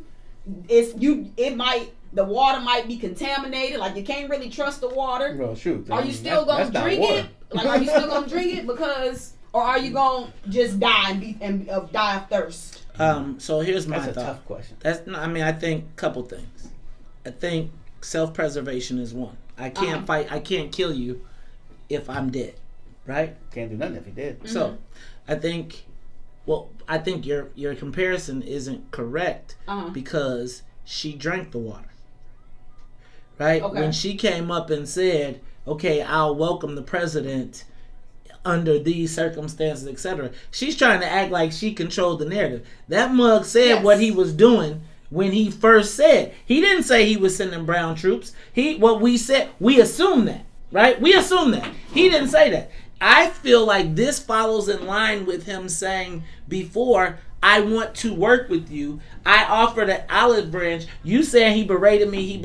When he wrote the letter. No, Mace, you're too much on his side. I'm not saying. He never said, Ruthie. He didn't. He said, hey, you derelict. Yeah. You suck. Not the letter. You suck. You got too much crime. Not the letter. But I'm talking about the original letter. And I'm saying, what's the difference between what... The letter was a larger piece of them battling. I agree. And the letter was like, I think the letter was used to be like, all right, hey, y'all see what I'm trying to give y'all? And I just thought it was playing politics. I think what y'all is acting like is the whole shit ain't politics. It is, but if she would have been like, okay, come on, Trump. Can you imagine how many people would have... So what's the difference now? I think she is controlling the narrative. No, she is. I'm putting it in air quotes though, man. She's controlling the narrative. So let me go hit the head and then Trump cannot run Chicago. I don't think he's running Chicago. I think everybody else is running Chicago, and I think what's happening is she's lost control of. I think she has the. It's like the emperor has no clothes to me. It's like she's standing up like I'm blah blah blah. Bruh, do you see the whole world is you pointing your finger at us, and the whole world behind you is exploding. It's just so hard because of the underlying dog whistling that Trump. No, he's so good at it. I mean, it's just like I don't know. It's a tough one. Let me think about it some more. Yeah. No, I totally agree with you though. Yeah, I mean, everything he says there's layers to it. Mm-hmm. He's not just talking to the whole nation. He's talking to a specific group while he's talking to the whole nation. I'm gonna get these Negroes in line. I don't know. Because, he talks about all the Democrats in big cities. Well, yeah, I mean, who's in all the big cities? Us. And I feel like that's part of that whole law and order narrative. Look at what these Democratic mayors, look at their cities. They have so much unchecked violence, which is true. Like we do. We have nobody's denying that we know we have a violence problem. But the riots and such come from a long problem of neglect by the greater world to black people. That's what I say. So, people are fed up, and now they see. And, of course, we also got white people taking advantage of that who want to destroy everything. They're like, I mean, those are the people throwing the ice bottles. White people are so creative, aren't they? They're like, I need to destroy something. How can I do it and they not notice? I don't know. This is like a kind of a conundrum. Bum bum. Keep dying. I'm gonna just tell you, as the murder counts keep going up, I think that she's playing locally, which she should be, because all politics are local. He's playing nationally. I think that she has allowed herself to become the foil nationally, and I think that Chicago will be the physical embodiment of a lack of law and order. And I think when you look at, I don't think he wins anything in Illinois, but I think the imagery of Chicago will be the backdrop of his national campaign. Yes. The other thing I also think is that Chicago will not be able to recover from the negative ass whooping it's about to take in this national campaign, right? So I think, like, one of the things that I think Ron was big on was tourism, right? Because we take all that money and the people they leave. I think that our reputation as an international city is being, I think it's going to be real interesting in recovery. I think people have been killed all the time in Chicago. Tourism always has gone up. I don't think it's been marketed this way. I don't think it's been the focal point. I think it's been died down as compared to elevated. You are listening to What's in It for the Black People Radio live on WBGX 1570 AM. I'm your host, Maze Jackson. Got my co-host, George Stroger, plus Miss Ruthie Moore. Hey, y'all. We're going to be talking to Stacey Davis Gates at about 7:45 on return to schools. But I want to get you all's opinion. Federal assistance or no? Do we take it or no? Well, actually, the mayor's already accepted it. What does federal assistance look like? I mean, she told you. She said there's a problem right there. But she already told you. That's why he said it that way. But she said that she wanted people helping getting the gangs and the guns off the street, breaking up some of these gangs that are terrorizing the neighborhoods. Basically, she said, I want the same thing that happened before. I want the ATF and the DEA and the U.S. Marshals. Now, so essentially, again, so she's asking for all she didn't want was the troops, essentially. Well, she doesn't want people running around with no true. Well, for the people, they have no true. They don't know who they are. They just grabbing people and taking them away. No, who wants that? Okay, I'm saying I don't think they would. Okay, so do we want? I look at Portland, and probably the way I look at Portland, I wouldn't want to be a resident of Portland. Like, not if the. You mean right now or I wouldn't. Well, probably not afterwards because of the way that this is going down. But I wouldn't want to be a place where, like, crazy white people get to burn up everything in the middle of the street, and I gotta drive around it and exist. No, I don't know if I want to live through that. Now, that all I'm gonna say is the mayor has officially accepted the government assistance that she said she wasn't gonna take. Ruthie, I agree with you in her trying to control the narrative.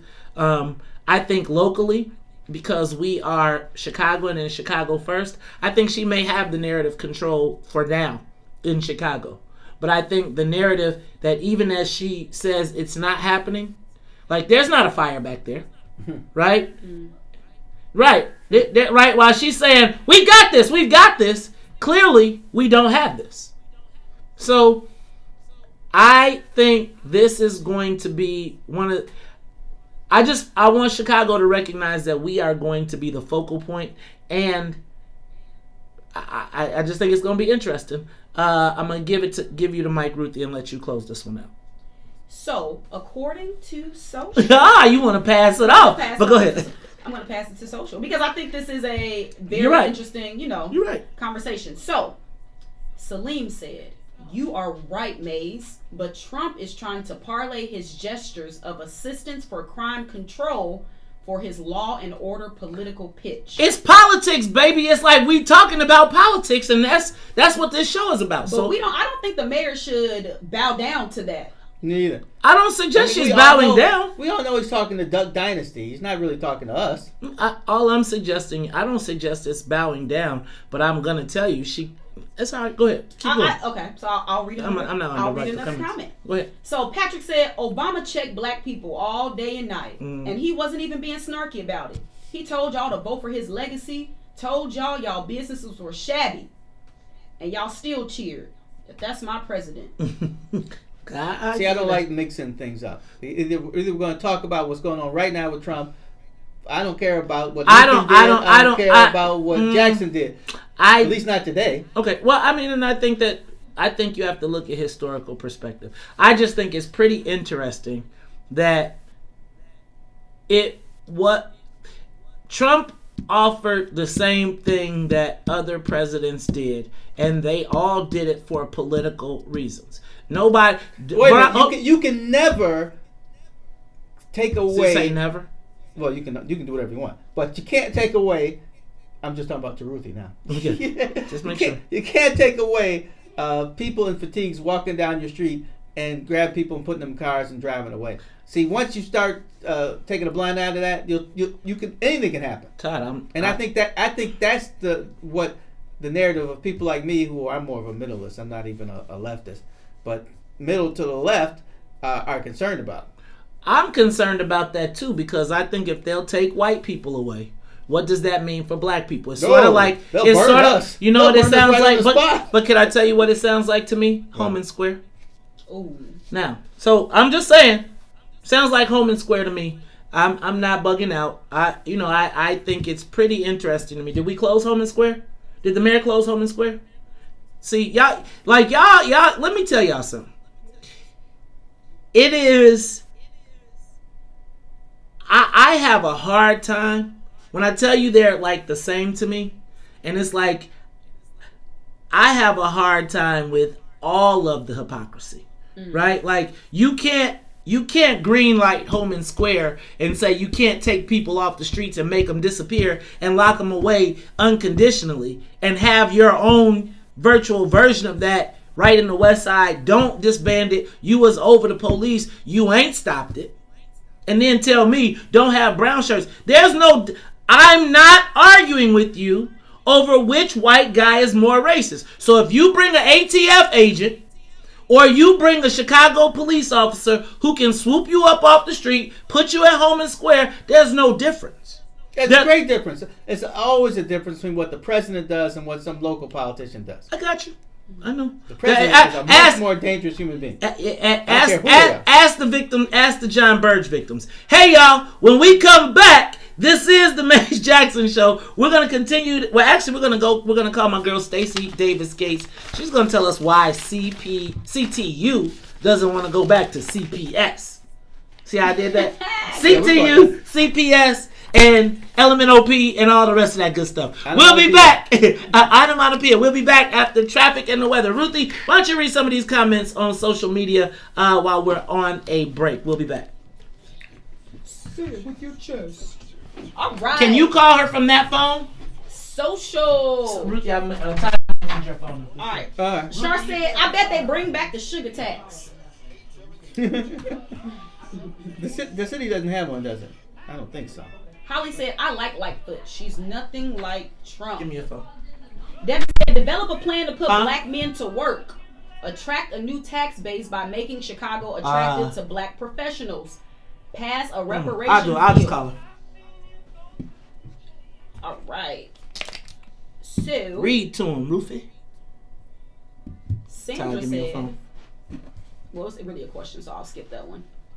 Pamela said, let us not forget the early immigrants Al Capone, Bugsy Moran, whose construction company, F.E. Moran, operates in Chicago today. Really? I never heard that one. I have. That's Hell yeah. I thought that was a good comment. Man, I'm like, really? I didn't know that. But I mean, it makes sense. All right. So Yolanda said, so very true. Mayor Lightfoot knows, but she also knows that she's losing the battle with CPD. She is. Who has purposefully disengaged after the narrative that came from June's protests and riots. I don't know if she lost the battle. I mean, white people are always going to be on the police side no matter what. But I don't think everybody else is like, I'm all for. And I don't think everybody's against the police. They just don't think that they are serving. Just like you said, Stacey, they're not serving our. Yes. Hey, it's Maze. We got you. You are on with Maze, Todd, and Ruthie. We're gonna go live in about 3 minutes. Is that cool? Morning. That's fine. Good morning, everyone. Good morning. Good morning. Ruthie, I'm gonna need your hookup.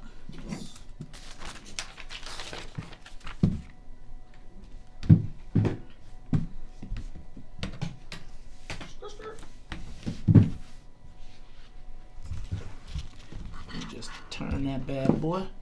We'll be super ready to rock and roll. See, Ruthie was got it. Humanity. She wasn't. She we'll wasn't. Take it off that cord right there. Nah, that black one. See where the bass? See the bass sitting on that cord right there? Yes. In the front of it. Yeah, there you go. Alrighty, we are rocking and rolling. All right, Stacey, can you hear us? I can hear you just fine. Beautiful. All right, we're about to come back.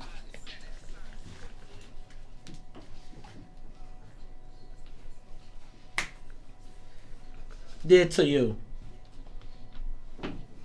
Give me one of those opens. Do like a big voice or something. You got a big voice or anything? A big voice, like, and now the most vociferous advocate or something. Open that door real quick. The soundproofing works. Can you you got a big voice for me, like Maze Jackson? Can you do that, and then when I come back in and then bring me in? All right, let's do it.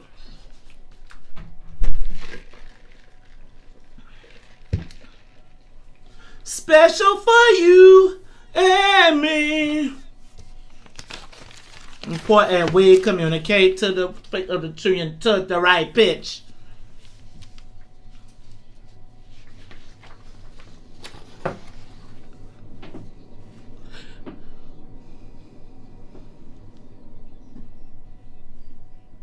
Hey y'all, this is What's in it for the Black People Radio live on WBGX 1570 AM. I'm your host, Maze Jackson. Got my co-host, Todd Stroger. And I got my girl, Ruthie Moe in here. Ruthie, I see you.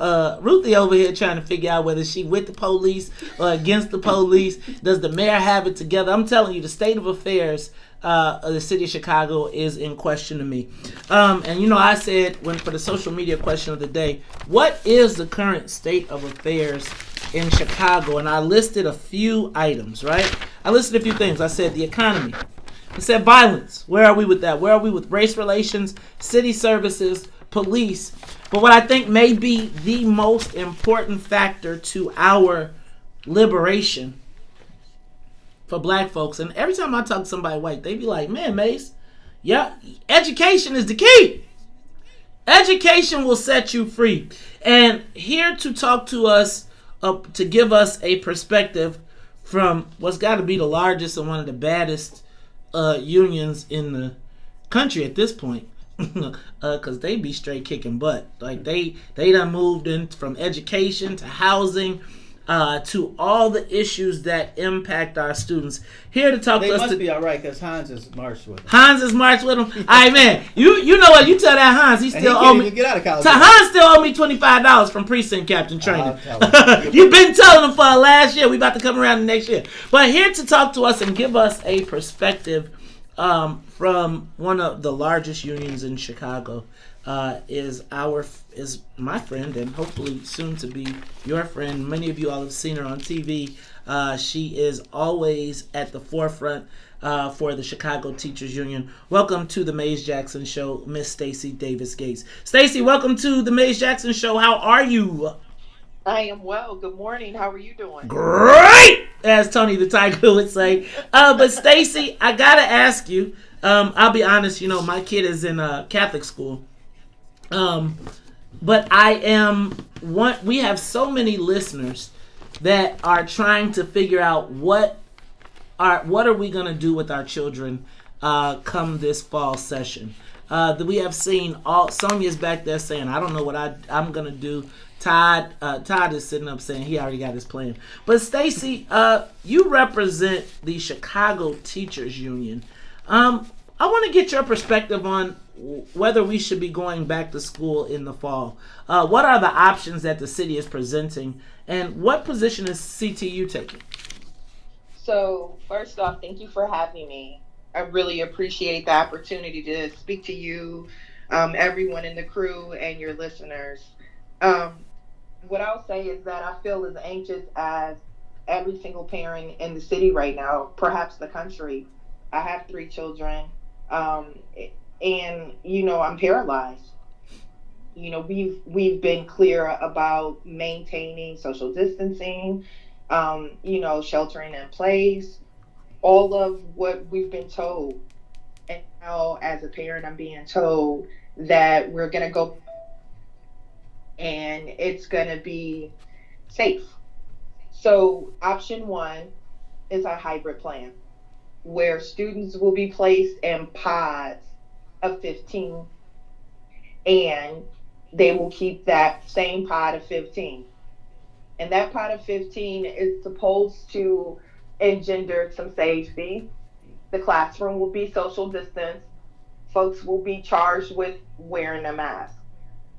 Another option is remote learning, where our students can learn at home.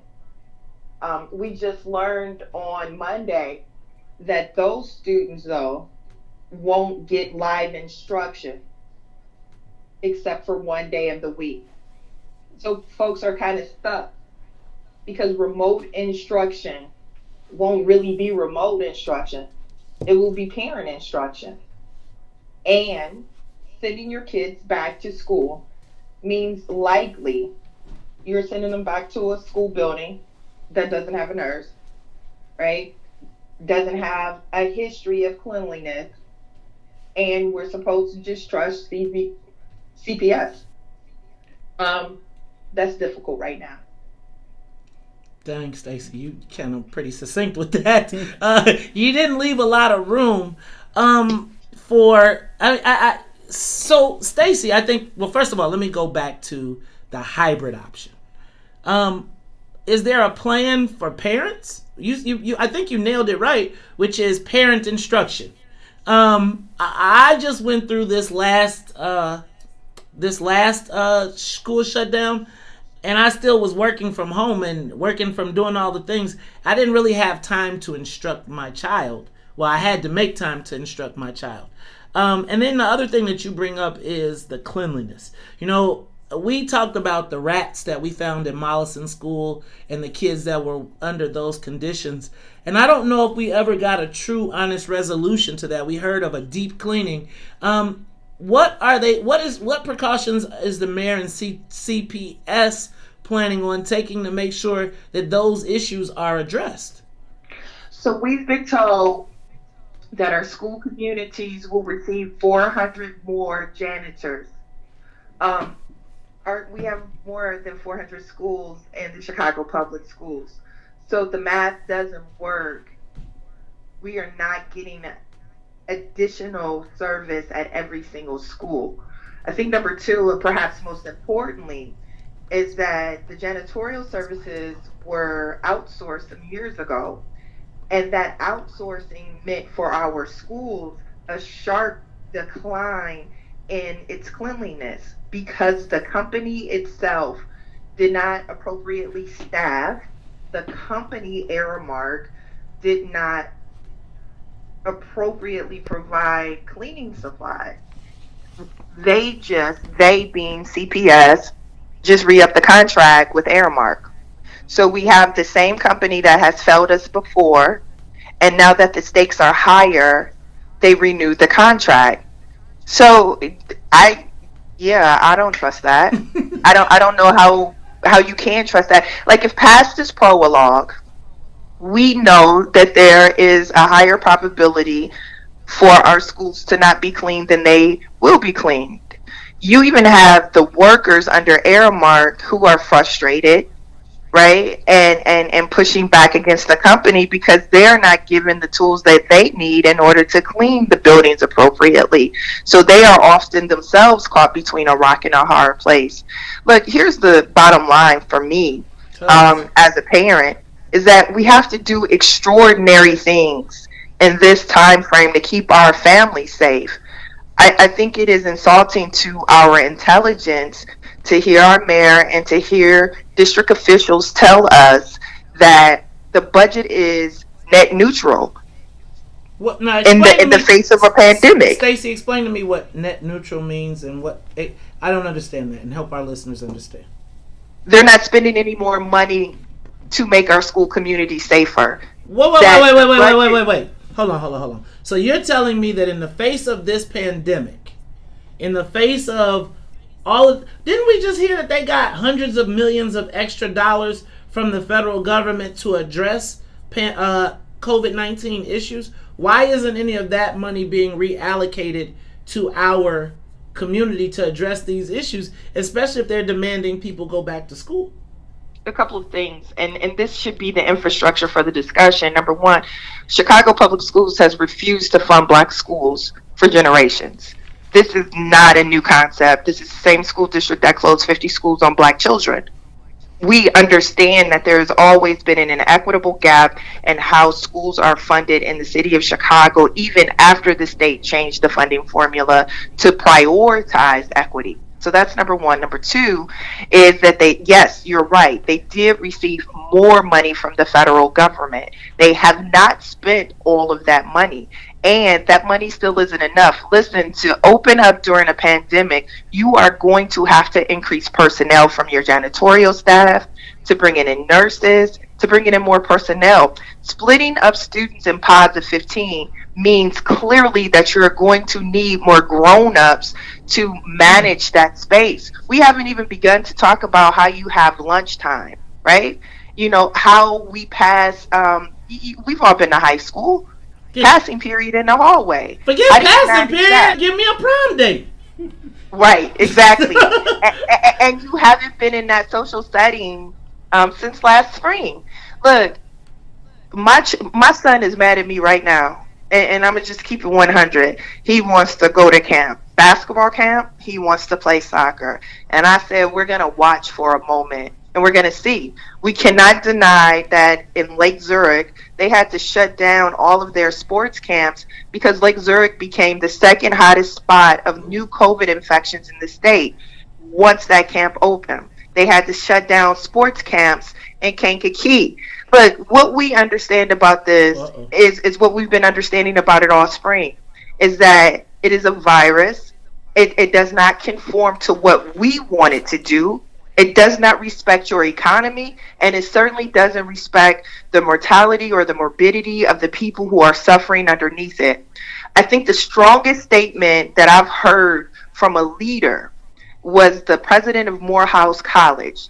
And he said it would be foolish of us to bring our football players back and to compete in athletics when we know that these are black children, well, they're not children, but black athletes who live in black communities with black families. We cannot ignore how COVID has been absolutely an enemy of black people during this time, from the infection rate to the mortality rate. So he took the stand very early on and canceled football. And now their school, along with Spelman, two HBCUs, they serve black people in a black city. They said, we're going to shut it down and go remote. And so CPS is nearly 90% black and brown. Both of those communities, if you check the zip codes in this city, have had the highest infection rates, the highest mortality rates, and we are pretending as if something magical is going to happen in September and it will be safe. In the face of like rollback, so our mayor has rolled back for Friday. You can only have 10 people in the fitness class. 10 people, but 15 students in a pod. If you go inside of a restaurant, you can only have 6 people in your party, maximum. But we have 15 students in a pod. Make that make sense. Dang, Stacy, I don't like how you did that. You just came on. I see how you did that, though. You came on here and made all types of, like, logical sense. Why is it... Let me ask a question. Are black children expendable? They are in Chicago. In fact, I would venture to say that Columbus has more protection than black children do. Dang. See, now you on the you got a you know what, you got another one like that. I need another. I'm gonna use that one. I'm gonna have to use that one. I've got a easier question. What's a pod? A pod. So you have a Monday, Tuesday pod. So you'll have 15 students who are assigned to a class on Monday and Tuesday. Then there will be a break in building instruction on Wednesday. And so the educator will engage all students on Wednesday. On Thursday, Friday, you have another pod of 15. So the math tells us that CPS believes there will be 30 students per teacher, and that the maximum number of students in a pod will be 15. And so the teacher will meet with all 30 students, if you will, on that Wednesday, and any other student whose parents has opted them out of live instruction inside of the school building. And so that's what a pod is. The idea, as I understand it, is that if you keep the same people together, you can guarantee more safety. And I think what we understand, all of us, and have to readily admit, is that any plan of reopening, see the NFL, see the NBA, is just a mitigation of risk, meaning that it is still risky, that harm may still come, but that the folks in charge are comfortable with that risk. Wow. Stacy, can I tell you something?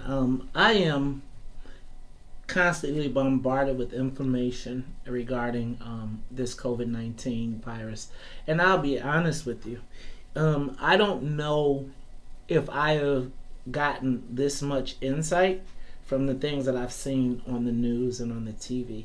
I think one of the things we got to do is really start to figure out, how do we get our parents engaged in this, right?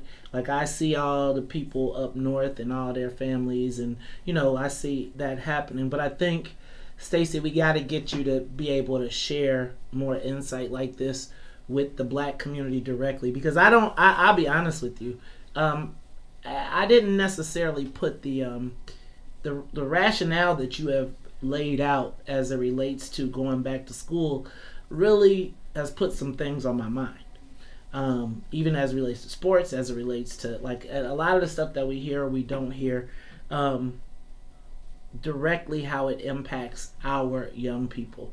And so on the front lines, Stacey Davis Gates. Stacey, how do our parents and how do we get our voice raised in this situation? I don't know where everybody falls, but I do know the teachers union has a voice, right?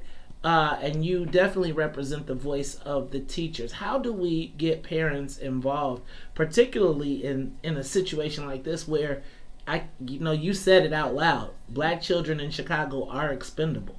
How do we get more actively involved? Well, one of the things that I would say is, participate in local school council.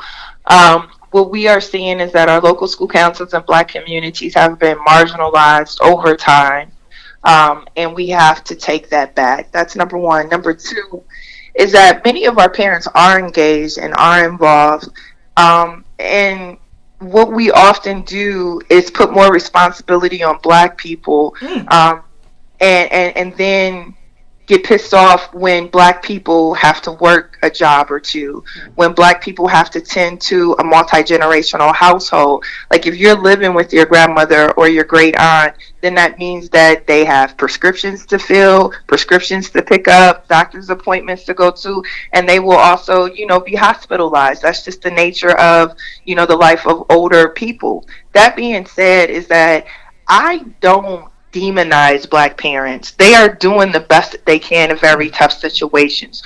We know that the vast majority of our frontline workers during the pandemic were Black women. We know that. And we also know that they were our mothers, right? And that they're responsible for their household and perhaps a household, adjacent to their household. That being said, it is a lot to parent in this city. The headlines just over the past 2 weeks have just taken my breath away yet again, right?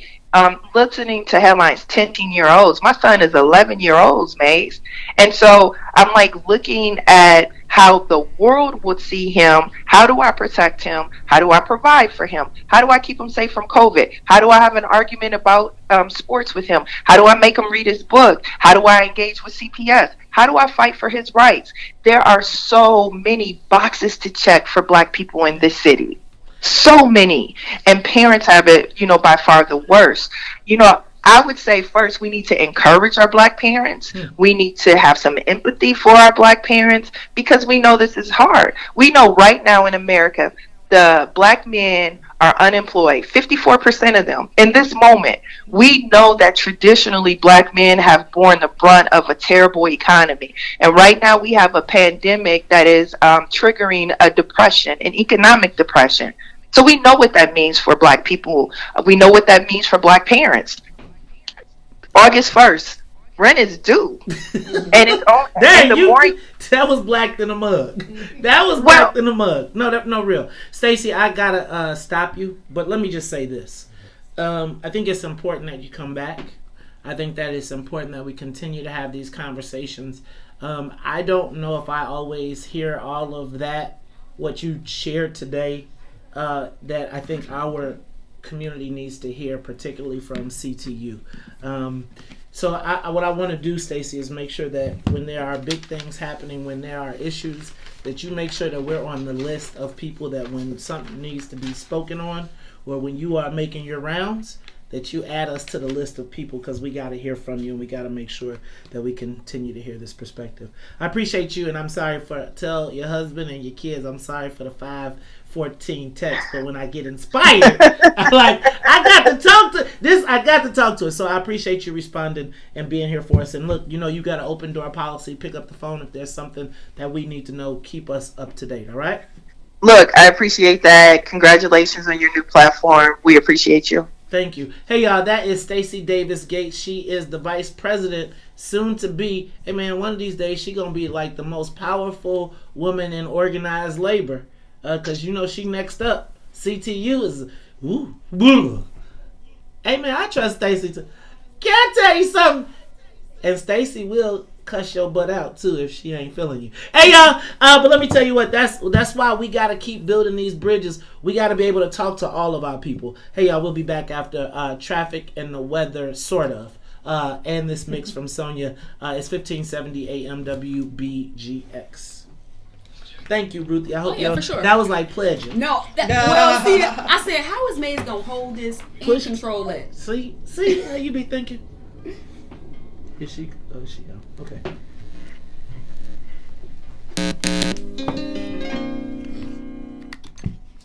Thank you, Ruth and Mo. Full show. Ruth and Mo. All right. So.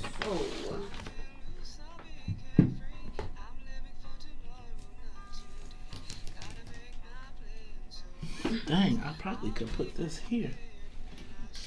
Then I could get Ruth and Mo. At the same time. Get tied at the same damn time.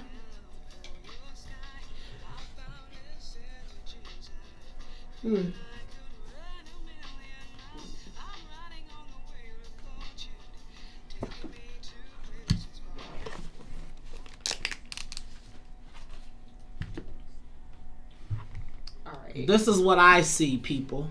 What you see? This is what I see when I look out there. And you see Tom. I'm giving them my view. Hey, Todd. Y'all want to call me the Maestradamus yet or not? Anybody want to call me the Maestradamus? What'd you do? Hold on. I'm going to post it for you. I'll put it in the feed. And then I want y'all to say Maestradamus. I want y'all to say, Maze, we officially say that you are the eternal guru of this investigation, and you are going to tell us what is going to happen in advance. Because I'm going to tell you what. I'm going to tell you all that I cannot believe that I am going to be able to narrate this whole thing. Did you see they just hold on. Who they lock up? They didn't lock up anybody, but they they don't want to let me post it, huh? Paste. Won't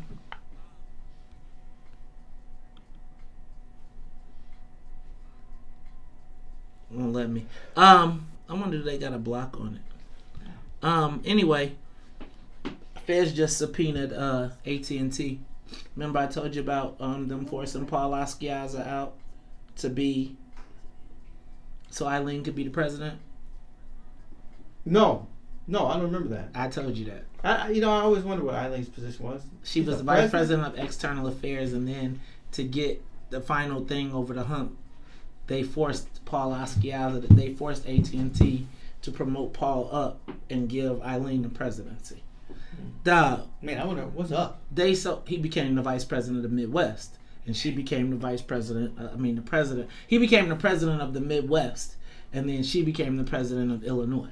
Oh, Illinois. Which meant that he then had the president of AT&T as his.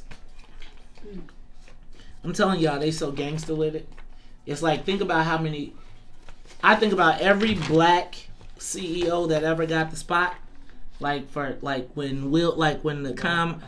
gas, but the gas, like when the two black gas presidents, Will and Will, they had to go about they literally. I remember when they came and they had their whole team of lobbyists and then the Madigan person that made it, the black one, was the head of government affairs.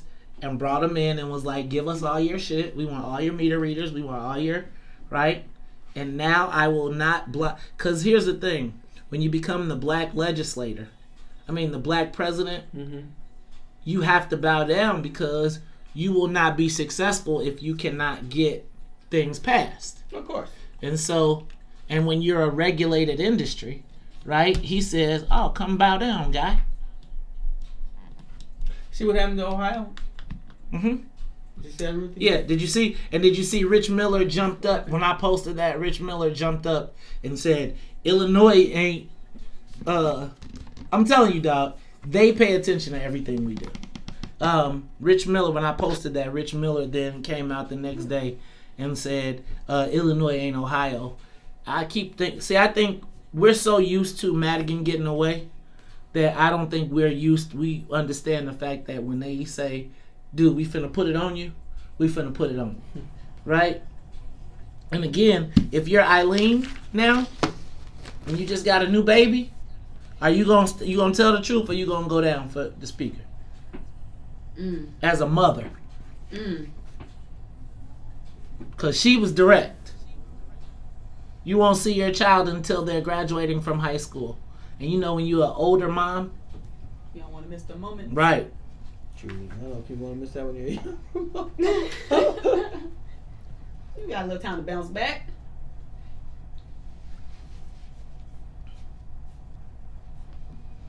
The bounce back, huh?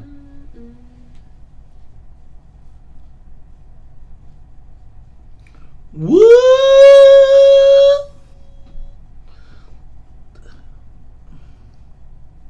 He was always overrated to me. Oh. Maxwell. Oh, Maxwell had a great voice, but like a lot of guys, he had a great album.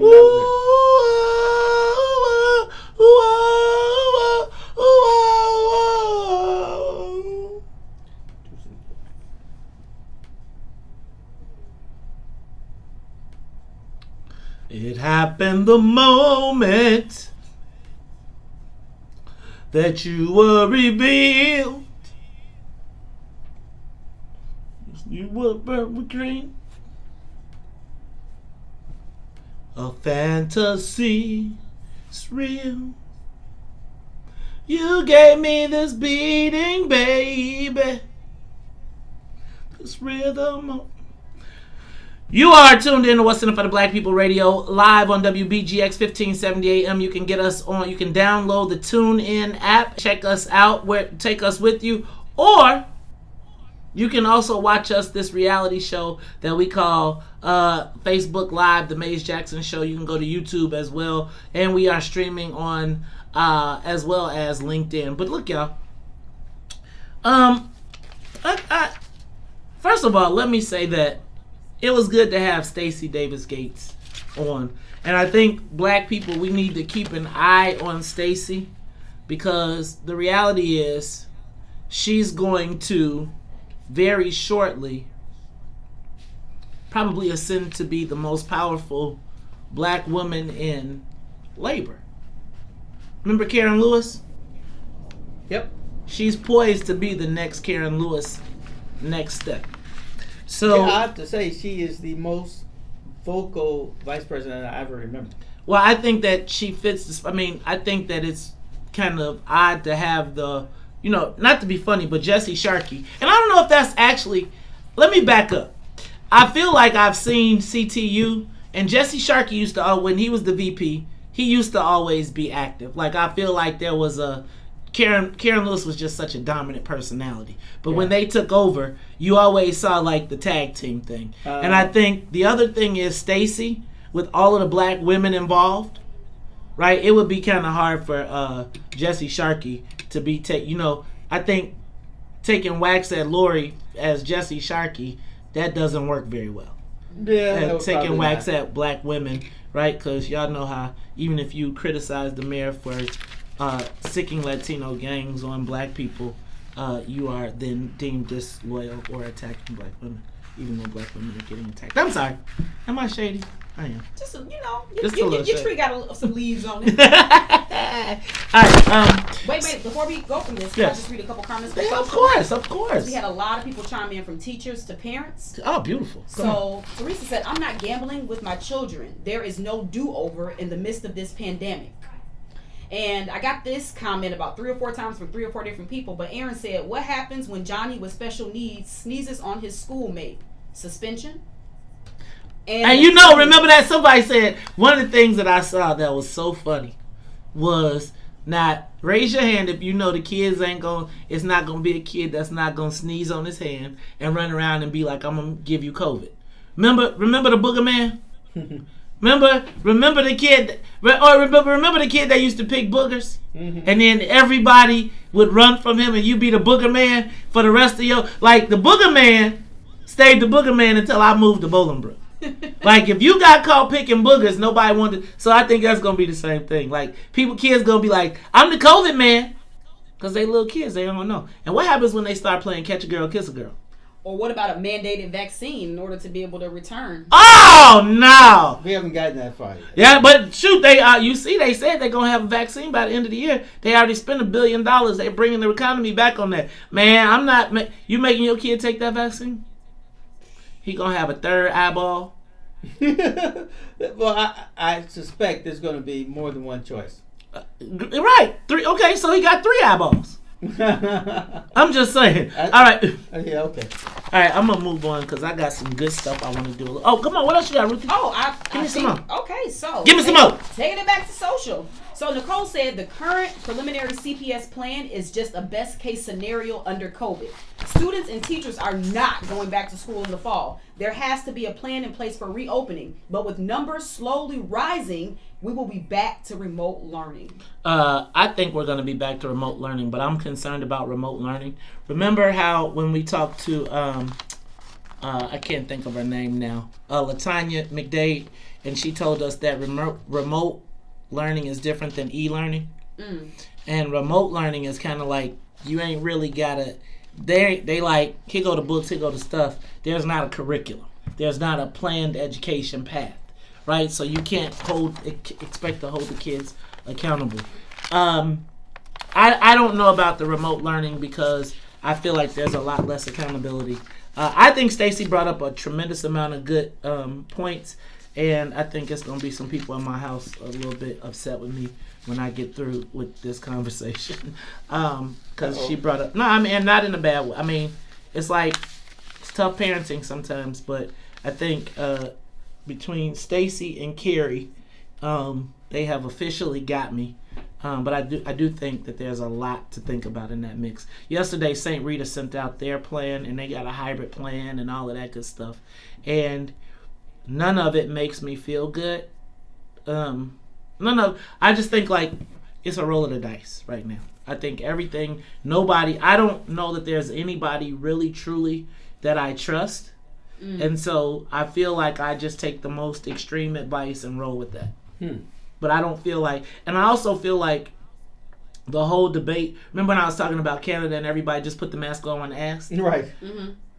I think what we are seeing is our complete lack of trust in our government. Because if there was, and the government said, and we trusted them, we would understand. We would believe that putting on a mask was for our own good. Well, I think that goes with what so many Americans think America is. They think it's the Wild Wild West, and we need a gun just in case we need to overthrow the government at any moment. Do y'all remember when the CDC did not recommend that we wear masks? I remember when people told me. Okay. That's just I making remember sure that we have. Oh no, yeah. I mean, they started out by we don't know what we're doing yet. Yeah, I mean, and they've evolved to we still don't know what we're doing. But in the meantime, they've evolved to all right. This is the plan. Okay. So yeah, you're right. They start out with no use wearing a mask because you're probably not gonna wear it right. All right. Then they went to everybody better wear a mask. And that's where we've been for the last 3 months or so. I also remember cloth masks are ineffective against the aerosol droplets. Yeah, but that was pushed by a certain group. So I think that the whole... It's still being pushed by them. I see that pop up every once in a while. So I'm going to tell you, my man Ahmed Islam. And he...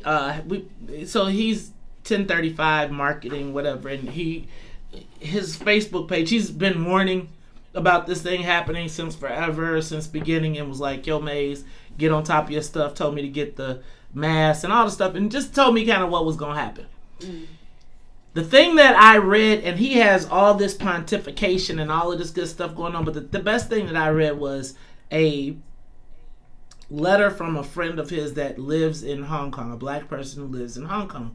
And he said that in Hong Kong, which was very close to the center of the outbreak, they've had very few to little outbreaks because everybody respects the process of wearing the mask. And he said that little piece of cloth does more to stop the spread of infection, not because of the droplets, but because it keeps what you're doing from spreading to everybody else, whatever. Right. And they go out to dinner and they live as close to a normal life that we know after accepting the fact that masks were part of the thing. I thought that was just the most poignant anecdotal thing from someone who didn't have an interest. Mm-hmm. Was just like, man, I'm living like a few hundred miles from where this whole thing started, and everybody's wearing a mask, and we still living our lives. We've just learned. I think if they could figure out an exhaust for the masks so that my glasses don't fog up. Yeah, my glasses were fogging up this morning. I would. I can't see. Right, I would not, because I feel like crazy going to the grocery store with foggy glasses.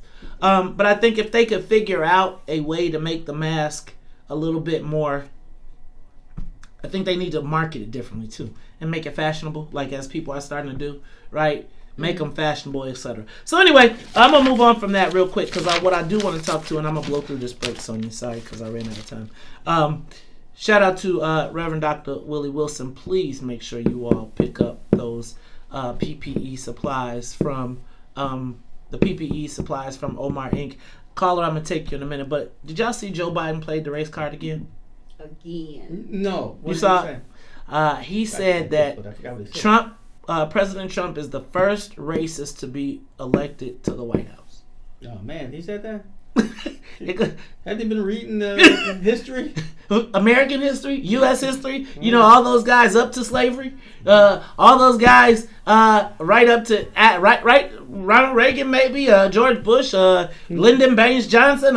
You run through. Some I'm gonna take abolitionists had slaves. Exactly. Strange as it sounds. Joe just can't seem to keep his foot out of his mouth. It's like y'all didn't get came out of the bunker to say that. Y'all right. Y'all keep giving him passes because y'all done gave him a black pass and he think he could say anything to black people. I'm gonna go to the phone lines though because we got phone calls. Sonia, who we got on the live line? George wait a minute, not my man George Blaze from the U. Hey, Maze, I had to make sure that I checked in as soon as possible. One of the first people to congratulate you on being back on air on a new format. I mean, we all got to do this together. You've supported me all these years. I supported you, so I had to chime in. Hey, George. Well, first of all, let me tell y'all what. Y'all check George out every Saturday morning on the U. Let me tell you, George is one of the first people that put me on TV and allowed me to speak on my actual viewpoints. And it's kind of funny because we're both somewhat contrarian. George, what you got for me this morning, man? I just wanted to call and congratulate you, man. I mean, everything is everything. It's been a crazy couple of months here in quarantine. Still been producing my show from home in my little home studio here, so still been keeping up on things. I'm also doing a show now in St. Louis, Denver, and Seattle. So keeping up with the people in Seattle, they're going through it, man. It's really fascinating to watch. George, you got to tell everybody how they can get you and how they can find all of your shows, man. Well, the best thing to do is you can log on to WCIU.com/local. That's the main page for 26 North. You can follow me on Twitter. It's IamGBlaze. And you can follow me there. I link stuff there. And I don't know, unless you live in other cities, you can't watch those shows. Hey, I'm going to tell you what, George, we're going to have George, though, come on the show. And actually, when Todd gets sick, you know what, George is going to be filling in for you. Hey, George, we appreciate you calling and thank you for the support. Hey, man, y'all make sure y'all check out 26 North every Saturday. You know, I love when I'm on there when I wake up on Saturday morning. Then what I do is I record it and I save it for Sunday. So then I can really feel like I'm important. Hey, and also shout out to George Blaze, always doing this thing. And did I tell you he helped me meet the son of Spenguli? No. Man, and you know 26, Channel 26 is also where the original Soul Train Studios was. Yes, I remember. All right, man, I was like, woo, Soul Train. All right. I'm a baby boomer. I remember. You're not a boomer, man. Okay. Boomers stop at 65. Sometimes they stop at 64. It's 46 through 64, allegedly. Yeah. 46 through 64. 1946 through 1964. Oh, I was like... Right after the war. Yeah. Okay, all right. 46. So my mom is a boomer, too. All right, look, y'all. Do we have any more... Oh, let's go to the other calls. Let's take who else we got. Celestine, you are on the Maze Jackson Show. How are you? Hello. I'm here and blessed. I'm alive. Oops. We got you. She may have dropped her phone. You got me? We got you. We picked it up. We saw you Hello? drop the phone. Hello? Okay. Can you hear me? Yes, we can. Yes. Wonderful. This is Lestine. Hey. Not Celestine. Hey, Lestine, I'm going to tell you and that. I want to welcome you all together. Thank you. I want to welcome you all together. Great show. Yes, I made the switch, and I brought some peeps with me. Yes, I did. Well, I'm so glad you made the switch and you brought the people with you. Who you bring with you? You got some names you want to tell us? Because I didn't get their permission yet. Ah, okay. Well, that's all right. Because you know what? I'm going to tell you what, Lestine. I appreciate you making the switch. To do is not bring a few. Bring everybody you know. Send out an email. Send out a text. Let them know you can find us still. We still on air. WBGX 1570 AM. You can also get us on Facebook Live, YouTube Live, or download the TuneIn app. Thank you, Lestine. Who else we got, Sonya? Uh-oh. Caller? Calvin. You on the live line? Calvin? I can hear you. Turn that radio down. Uh-oh. Okay. You coming or you not? We gonna let you go? You talking to us or not? Okay. So we gonna put them on hold. Thank you so much. Hey, y'all.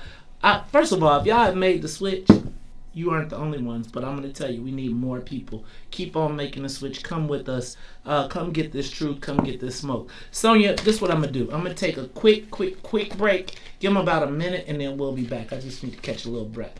We'll be back. Call in and say it with your chest. 872-259-7474. You get anything on the Joe Biden? And if not, I want to move. 872-259-7474. Give us a call and say it with your chest. 872-259-7474. We got to get CTU to be an advertiser. Yep. That's a good idea. Comments. So I just looked at what. You know, some days. What are you talking about? I'm looking at some days. What, Maze? I be looking at I hate jackass comments. Like, I'm so tired of the term African American after reading about the atrocities committed by them on the native libertarians. You're just Americans like the rest of us. Like, so. Well, basically what we got is a gentleman who he got abused in high school, right? Like, white guy that talks a lot of smack, and the black people be like, "Are you gonna talk smack?" Remember I told you there used to be a healthy fear of black people, right? So like the white guys at our school, they might whisper, but they wasn't gonna say nothing out loud, right? And when you said something out loud, there was a healthy enough contingent of people from the city who would happily whoop your ass. Right? And so essentially, I think what happened was, you know how you get abused as a kid? And then you go and try to be somewhat successful somewhere else. And then you find the people who abused you or beat you up or picked on you, and now you want to come back and, right? But you're doing it from Switzerland or wherever the fuck you're doing it from. Right? Okay. So it's like, I be reading these comments on this page, and it's on the Maze Jackson page, and it's like, I want to allow people to have the ability to say what their shit, but like when you read stupid ass, like, I'm like, the reality was, the dude that's talking smack, hey twin, Lamont beat his ass a lot of times, and he still shook. From that, he still cuts. Look, he still follows people who beat him up in 8th grade in the local newspapers and share stories. Well, he kicked my ass in 8th grade and now he's in jail. Right, but he still kicked your ass. Right? Like, and it irritates. It's not, it's like, so I want. Everybody's gotta have a hobby. No, but like Lamont Moore, he was like, his brothers was like, and he was like the little brother who had the two big OG brothers that would. But anyway, it's like when I read these, I just feel like that's why Donald Trumps of the world don't bother me. Cause like we always had white boys that talk mad smack, And there was always somebody that would beat them into submission, right? And be like, what you say? Like, and even when I was like a nerd, like say Big Lenny would be like, what you say? Like the bigger, and Lenny would be like, you messing with my little, everybody was your cousin then. You messing with my little cousin? And the white boys be like, no, come on over here, get these hands real quick. So he's having flashbacks, twin. That's all. Oh, this used to be my song, but this is when I was like, see, like music. Nobody wants to be music. He sings really good songs, but as a man, nobody wants to be music. Why? We can be just friends. Maybe we can hang, like, this is not, no, I mean, I love the song. You gotta get to know somebody before no black man, no, but like if a kid came out trying to be music, he'd get his ass kicked, right? No, we need more platonic relationship building before we move into these romantic relationships. I agree with that, but I'm suggesting that a guy like that is looked at as a lame. No, they're not. Yes, they are. He's pretty adamant. Let me just tell you, you get way more action as a bad boy than a good dude. Not true. You are tuned in to What's in it for the Black People Radio. I'm your host, Maze Jackson. Got my co-host George Stoja and Ruthie Moore over here confusing the situation. We can hang out, just chill. Hey man, nobody wants to be, fellas, no dude that I know wants to be music. I love this song, but I'm just saying, no dude really wants to be music, right? Like, if you approach today's, now Ruthie, you a little you big. There are room for the music soul childs of the world. Right, in the L7 category. Like I'm saying, like a nice guy is a lame these days. No. I'm going to say that. Maze, I'm telling you, we looking for the nice guys because we want the stability. No. And then what you do is get the nice guy who give you the stability, and then you run out, and then it's the I need an entanglement in my life. Okay. Look, I agree with that. I wholeheartedly agree with that, but I'm going to tell you that in my lifetime, there's never been a time when, not never, like the nice guy wins at 40. He don't win at 20. He don't. The nice guy at 20 gets ran. He gets played. That's like, I'm just, see, there you go. That's see how she just played music. That's only if you're not the A++ student who gets to own the company and hires all those guys who thought they were cool. So let me tell you, I remember we had a speaker at our high school, in Bolingbrook High School. You know, we used to have speakers and stuff like that. They would come in, they would do motivational speakers. And I remember... You too could be a crackhead. that would be your school. Anyway, let me just say, so what was funny was, I remember, and I was kind of being a nerd. I was kind of a nerd. I love you were going with the briefcase and oh yeah, I was Alex P. Keaton, the black Alex P. Keaton. I used to wear a tie every day and a suit, briefcase, and everything. But I'll never forget, because they used to make fun of me, right? And at the end, I remember, and I used to sit with the nerds like my freshman year. And like you go to the assembly and all the kids that got to play on the main basketball court, the black kids. I was a lame because I had to play on the side basketball court. All the main black kids always played on the varsity court. Right. They was like, nah, dog, you can't come over here. So anyway, I'll never forget, there was a speaker and he said, where are all the nerds? And nobody wanted to raise their hand. Okay, how many of you all are not very popular but get really good grades? So then we was like, see, I told you it wasn't me. We raised our hands. It's like, I'm just gonna tell you, and everybody was laughing, and he's like, no, and then he said, it literally was a mic drop back in the day. He was like, well, I just want to point out that all the people laughing at you now will probably be working for you in 30 years. And it's kind of funny because I have hired a lot of people who used to laugh at me back in the day. All right, y'all. I am going to move to new topic. Did anybody else have anything? Chad, Todd, you got anything else to say about your boy Uncle Joe trying to use the race card again? He does not play the race card very well. It's funny that you called me Chad because I was reading about somebody. This group actually wrote this, I guess, about Chad Wolf, who was the acting secretary of the Department of Homeland Security, who graduated just like me. He got a degree in history, but he's head of Homeland Security. I was thinking of my boy Chad Hoosier, who is in the governor's office. I truly know no one named Chad in real life. What about you, Ruthie? Chad? No, I don't know. You don't know Ocho Cinco? Yeah, Chad. See. I don't really know him though. Okay. I call him right now. He'd be like, "What?" He'd be like, "What?" Okay. I said, "I know Big O." Dang. I think we got in trouble. I think that our, the mayor's a big Bears fan, right? And I don't think, but we don't want to ruin it for Big O. You know what I'm saying?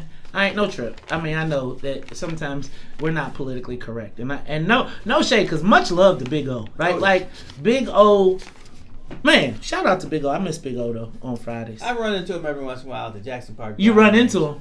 You don't run into him. You run around him. You run underneath him. I was gonna put him in a sleeper hole. Big O. And look, I want Big O to come through. Right, tired of me like. You know what? That figure 4 leg lock, man. You know what? Todd. You know what? Todd reminds me of Jordan. Todd and Big O would be like Jordan and Spike Lee. Because I think you could stack 2 Todds to get one Big O. One Big O. All right, man. Shout out to Big Otis Wilson. Man, miss Big O. All right, look, y'all. I was inspired. The mayor is the mayor of what part of Chicago? It seems like she doesn't seem to get, and when I say get, I mean get our city. One of the things I've learned in my short time as a broadcaster, after the naming of Queen Sugar, the naming of Rat Dow, the naming of I don't remember that one. It's funny, but but let me tell you, and I'm only use that because over time I have come to recognize that while I don't always agree with a lot of elected officials, it's still important to hear from them, right? Right. And even if I want them to be heard from because I disagree with them. The things that I've learned as I've become a more skilled interviewer is that I can get it done without name calling. Now, let me tell you, Queen Sugar was I have funny. to say, name calling never really worked for me. I never liked it when people called me out my name. I just get mad. Right. And if you read the 48 Laws of Power, they tell you that you will never win an argument with names and calling and yelling, etc. Because at a certain point, once you start calling people names or yelling, it's no longer about the communication, two-way communication. It's like both people have to shut off. Yes. Okay. And so in my learning, I've learned that, like, even when, some people say how to disagree without being disagreeable. I think that's what they said. Mm-hmm. I would tell you that I have not. There are so many things that probably 3 years ago, I would have talked about the mayor on. I would have talked about her clothes. I would have talked about lifestyle. I would have talked about all types of stuff. Like her clothes have gotten much better though. Man, because somebody was talking about it. Yes. And I think that was a meme that she realized wasn't very flattering. But I have also recognized that if you decide that you don't want to talk to me, you have the right not to talk to me, even if it can help. Like, I feel like you could put me on anybody's show, and regardless of whether they like me or not, it's my platform to talk to their audience and tell them what's up, right? Mm-hmm. Like people go on Rush Limbaugh's show, and they know Rush Limbaugh is trying to castigate him, but he also has a huge audience that maybe you can win some of those people over. I'm going to tell you that I find name calling funny. Like, I am the king of nicknames. I make like, you are Ruth L every day. Like, you like, what the hell is Ruth L? I ain't even got an L more in my name. But I come up like Todrick, Toddster. Like, I come up with nicknames for everybody because it's just kind of how I do. But I also realize that if I want to be effective, sometimes I gotta change. If it's only about me, then I can call you whatever I want to call you. I stopped calling Toni Preckwinkle names because I thought it was important that black people hear from her, right? Because whether I liked her or not, she had a big say, and she could potentially have been the mayor of the city of Chicago. And for what's in it for the black people, my job is not just Maze. It is to try and get answers for black people. Yeah, I was going to say, take care of me. So, when I hear the words clown, fraud, cartoon character, and liar as the mayor's word choice in dealing with John Cantazara, who represents 13,000 stormtroopers that affect our lives. I'm not, and I don't mean them like, I'm saying like, even if you want to make him Darth Vader, right? He has 13,000 soldiers on the street that elected him to represent their interests. You may not like anything that he said, but there are 13,000 soldiers armed on the streets of Chicago that said that is the best representation for us. Now, the mayor took the helicopter up, right? She deputized 75 law enforcement officers, took them out of CPD, and made them federal to create her own personal army to protect their house on a 3-block perimeter, every corner, etc. At the same time, the clown, fraud, cartoon character, and liar sending his stormtroopers into our communities. Now, under traditional circumstances, I would expect that would make them step up and we would have more abuse. They would feel like they got Darth Vader, and Darth Vader says go in and knock them with billy clubs and kick their butts, etc. Instead, his response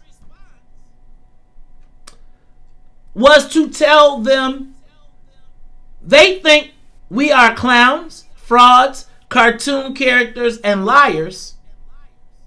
Their actions have proved it, because even after being under assault for the Columbus statue, which I don't want to carry none of the blame for the Columbus statue, because if we gonna be in a fight with the police, I don't want to be in it over it for the Columbus statue. I don't. No, neither. Symbol or not, is people dying on. Now, we expect that those same people that she has called clowns, frauds, cartoon characters, and liars to then go into our communities, black communities, and stop shootings. Well, I think and you might be right, people may not see it that way, but I truly think she was just talking about him.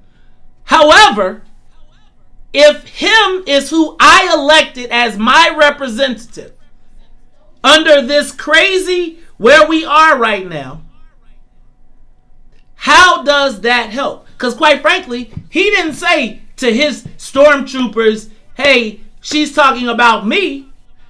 He said, she's talking about us. I think we all know what the police department is. It's a big group of white folks. And they're always going to be on the other side of certain people. So mayors, I don't think the mayors ever really have a good thing going with them. Even Daley, I don't think they were like best buddies or anything. Again, I guess then. So I don't think there's best buddies, but I think at the time in which we are in right now, I think the mayor's job is to be that of a unifier. Now, I am going to suggest that we've always known who the police department is. I would suggest that we have not been at open war with the Fraternal Order of Police. Now, we can be, and I'm cool with that. I think the challenge becomes... Wait a minute, who's we? Huh? Who's we? We as in black people. Because, again, the mayor's got our own police force. So now when you got 15... Hear me out. Why do I run to the danger when you called me a clown? You called our operation a clown. I think, guys, the mayor's job is to get everybody on board. The mayor's job is to say, you are not... Maybe this guy won't be. She called him all those names because he asked for the president to give them assistance. Now, I want you to understand the scenario in which she asked. That's my point. I think they go further back than that. I don't debate that. Here's what I'm suggesting. If you had me guarding a statue and the mayor told them to guard Columbus statue, you march the people there, I'm under assault, and then at the end of the assault, where I marched them there, protected them, got them there, she tells the people to... Again, these ain't black kids that was assaulting the police. This is the white kids from the suburbs. And she tells them, after assaulting the police officers, hey, report them. If you were abused, if anything happened to you, and I understand the miracle piece. I am telling you that this doesn't end well for us. Say what you want. The mayor, in my estimation, and then when asked to apologize, because remember, he asked for President Trump to send resources, the same resources that now she's accepting. She didn't say turn them around. She said, we want that same cooperation and collaboration. Now, I guess my question is, where does this leave us with the police? Do you think, let me ask you, Ruthie, because you got that face on. I love your face. Oh, no. I'm just taking it all in. I think about the relationship between black people and the police and what that looks like. Now I'm thinking about the relationship between the citizens of Chicago who are protesting and who are in upheaval and what that means. And then I ask myself, do I want my mayor to be agreeing with the FOP president, or do I want my mayor to be on the side of citizens? Which citizens? That's the question. See, my question is, I haven't heard anybody black say we like what's going on in our neighborhoods. We love the crime. We love what's happening. I haven't seen anybody. So here, and even with the federal assistance that's coming, I haven't heard anybody say send it back. But you know what though, Mace? I think that we have to talk about how the FOP president is a part of that larger systematic white racist take back our country rhetoric and mentality. And I want my mayor to push back against that. Okay, I got you. I think they're going to push back, and I think we're seeing the pushback right now. I think when you see I think they're giving you what you want. I want to know what is... so let me finish what I was going to say, and then I'm going to pass this off. So I was thinking about the words clown, fraud, cartoon character, liar. And I thought that was very poor word choice, especially going into negotiations with our tax dollars. You know, that you just don't open up negotiations that way. Now, I'm going to also tell you that those are words that if my kid came in the house using, if they was like, you a clown, you a fraud, you're a liar. Man, if my kid in my house says you're a liar, you know, you ever say a liar, you're not telling the truth. You gotta say story. Yeah, you telling the story. Right. You telling the story. And you can't even say that with no bass in your voice. That don't sound like that's going to end up very well. So those are things that I know my kids would pick up in the street, but they know they better not come in my house with. I agree, Maze, that it is the mayor's job to unify, but I think we are living in such strange times So that the mayor has a different job right now. It might not be to unify. Because what are we unifying with? Okay. Who are we unifying? Okay. So, and I think that, so here's what I think. I have a young... I'm with you, Ruthie. You got to be very careful because your enemy does not want to unify with you. And when you sometimes you try to get that old friendly stuff. You saw what happened to Obama. He tried to get friendly with Republicans. They're like, take this, crack. He got friendly with the black people and had that work out for us. But I'm going to keep going. So I have a young daughter. And I think about the position of mayor being aspirational for my young daughter. And the more and more I see of this mayor, I'm going to be honest and say she's not an example that I would want my daughter to follow in her path to success. And I want to quote our illustrious mayor as I think back to all the people she said F you to. The word choice that, you know what she said, even as she calls people clowns, frauds, liars, even as she backtracks on what she said and why, because she's now allied with the same people that I understand y'all saying be careful. But I want to just quote our illustrious mayor and ask her to choose her words, because as she has said, our children are watching. Yeah, she did say that. So if my kid comes home and says F you, if my kid starts to see, I gotta go back to Andrew Young. And Andrew Young says that when they had to go into negotiations with the Ku Klux Klan, with people who the White Citizens Council, people who were elected, there was always a level of decorum that he had to have, because they could easily derail the negotiations and substantive change by using inflammatory words and blowing up the whole negotiations. Now, what I would suggest to you is, I think that there is a way to deal with the police. I do. I don't know if name calling is it. And I'm going to say that I don't know if the mayor has another set of skills in her toolbox. And I just think that as she goes into negotiations with our lives, right? And I think maybe you shouldn't negotiate. I'm okay. I mean, I'm going to be straight. I'm going to call my guys. I'm going to be like, yo, I'm moving around. We going to be okay. But when this comes to bear with Chicago police and it plays out in the streets, right? So think about when a young child is stopped by a police officer and we tell them, now maybe you might tell them F you and you a clown, and it may not end well for the police officer. I think these same words that we look at, you can elevate them, and I think this is not the example that we need for our young people. Now, if we are going to commit Todd, would you advise your child in interacting with the police officers if Hans, who doesn't drive, decided that he was pulled over by a police officer and the police officer did something that he liked? Do you think he would do well with clown, fraud? When I call you clown, fraud? I'll only advise him to do that if he's the governor or the mayor. Okay. And was clown, fraud, cartoon character, liar, how would that work for you when you came to the negotiating table? I don't like calling people things. I just rather you be you. I don't want to make you anything that you're not. Good, bad, or indifferent.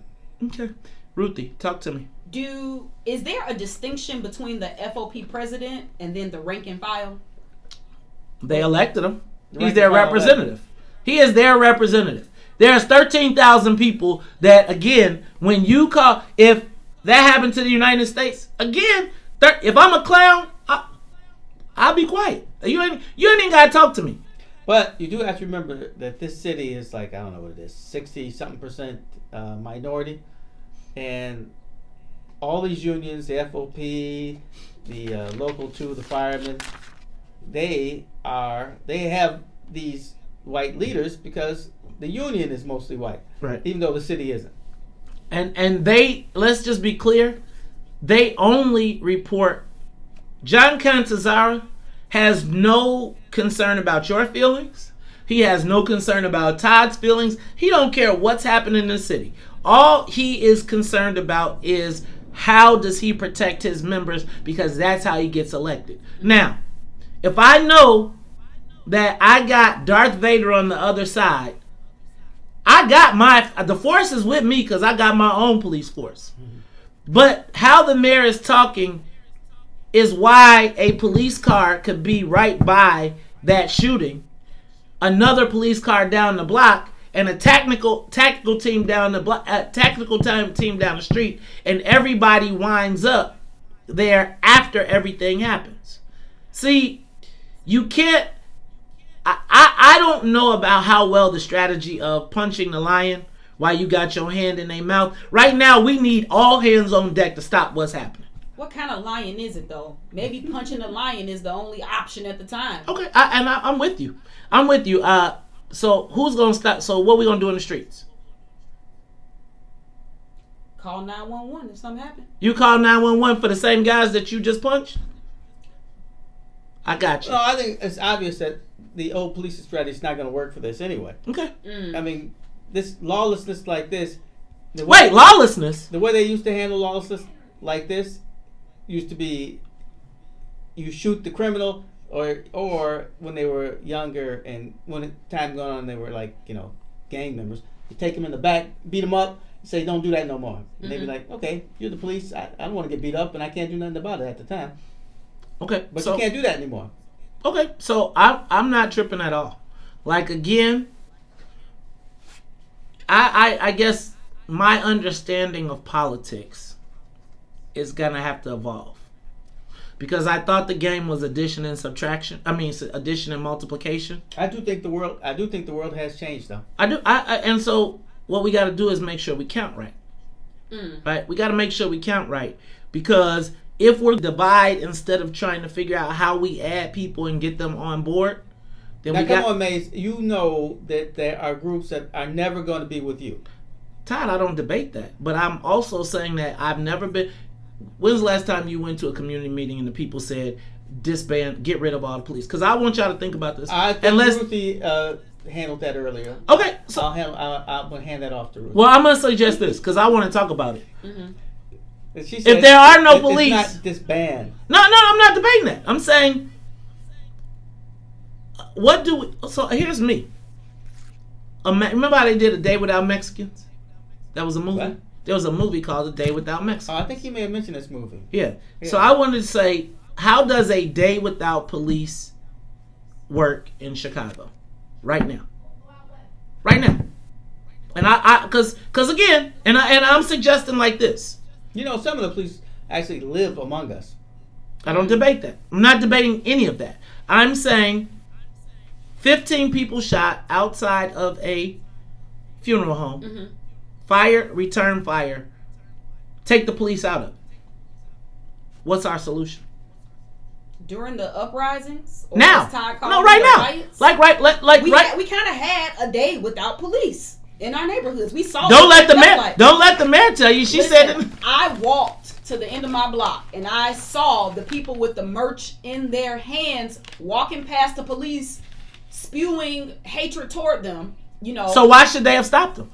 They couldn't have if they tried, Maze. They were just directing the traffic. I agree, but they could have. They were told to stand. Let me just tell you what, and I think it would have been the old tactics. They were outnumbered. I'm suggesting that I've been to, they've always been. The police have always been outnumbered. It is, again, it's the same thing as being held up by a 6-shooter.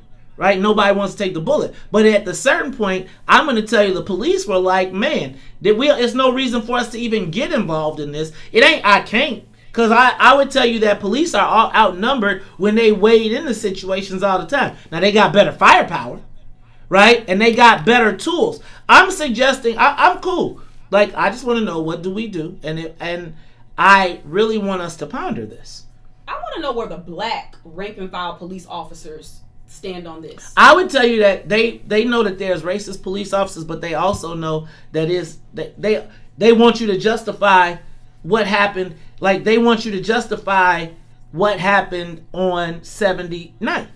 Right? I think that the police officers, the black police officers, it's a complex situation. Right? Because every black police officer that I get my hair cut with is like, man, I would tell you that they're on the team. But I would also tell you that they also see a lot of the BS that I feel like I almost feel like we justify BS. Like, because of the police. So there's the bogus police, which I 100% agree with.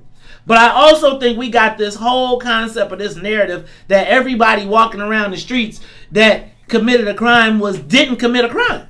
Like, nobody deserves to be taken away, and I think, or to be off the streets. And so now, even as we have these mass murderers being put back into our communities, I was watching a white lady on Chicago Tonight yesterday. She was talking about the rights of prisoners with COVID. I'm not debating. Oh, that lady? I don't have no debate. That's but right. You know what that white lady was? What? The same person that does not care who she lets out of jail and puts them back in our community. We know that there are that's people. That's not her concern. Right, that's not her concern. And I think, like, when we know that people who have murdered black people, I almost feel like we are justifying, like are we gonna go after the people? What's our solution for the people that are killing our people? That ain't the white cops and the white racists in black masks. What is the solution to that? I don't think we have a solution. I think, people feel like, man, what can I do about someone who has no feelings for anybody? Okay, so now, and then you say call 911 when they come again. Well, isn't that part of the problem? When the people who live in the neighborhood are afraid to do anything or say anything, or the whole shoot 'em up culture is so inundated in the neighborhood that no one thinks that you're supposed to try to figure this out and turn in whoever did it. Well, yeah, if the you police know, feel helpless. But shoot, the people and the people in the community feel helpless because we are saying, like, we know that dude is a killer. We know he's a killer. Yeah. But you gotta have something to arrest them on. There's got to be something you can actually say, I know he's a killer because, bam. And guess what? So all I'm asking is, what's our plan? I don't care. I just don't think. It's just tough because the criminal justice system has been used to destroy us, destroy our communities. So I get that, yes, there are criminals, people need to be locked up, but it's so hard to support the larger narrative of law and order as a black person. I'm suggesting police. I want y'all to police our community then. I'm saying, here's my thing. I don't have a problem with that, but we can't, like, we justify the BS in the mix of that. Like, to me, we know that the criminal justice system is bogus, but the criminal justice system is bogus because we allow the wrong people to get arrested. So let's start telling on the right people.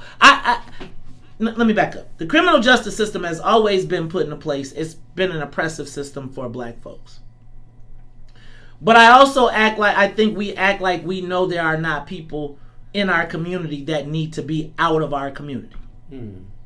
That's where I have a problem. And I feel like in this mix, we try to pretend like there's no shootings. Like, my mom was like, Maison, there are people coming in from other places that are shooting people, and I'm not going to debate that. But when you watch that shooting what's the response to?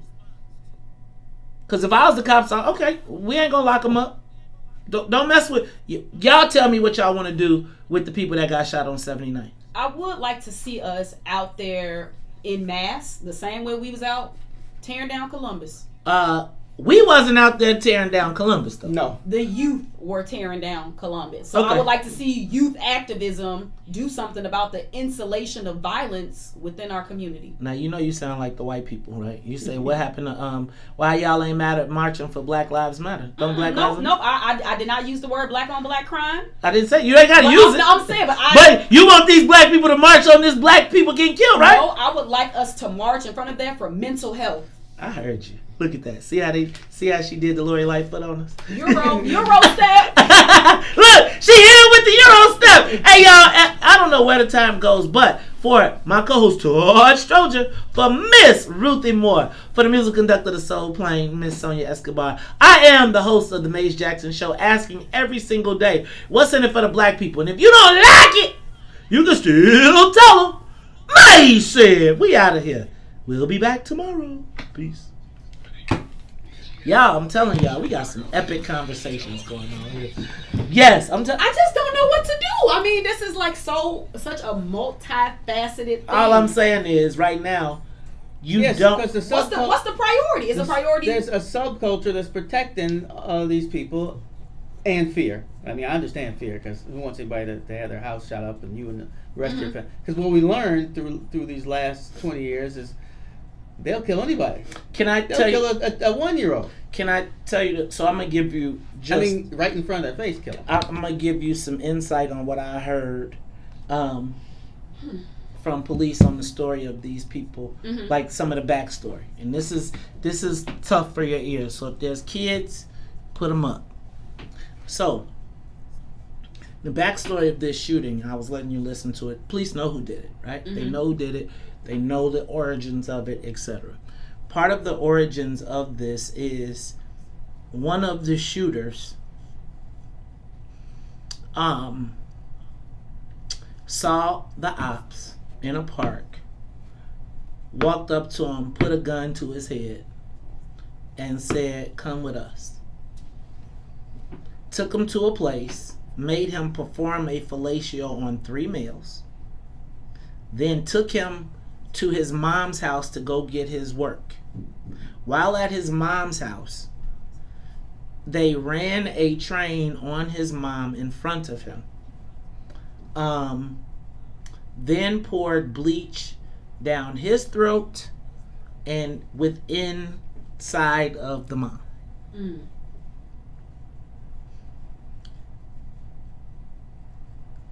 What's stopping that? There ain't no intervention you got for that. There's no intervention. Like the fact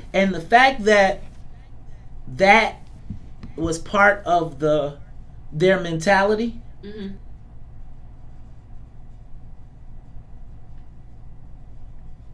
I don't have the skill set for that.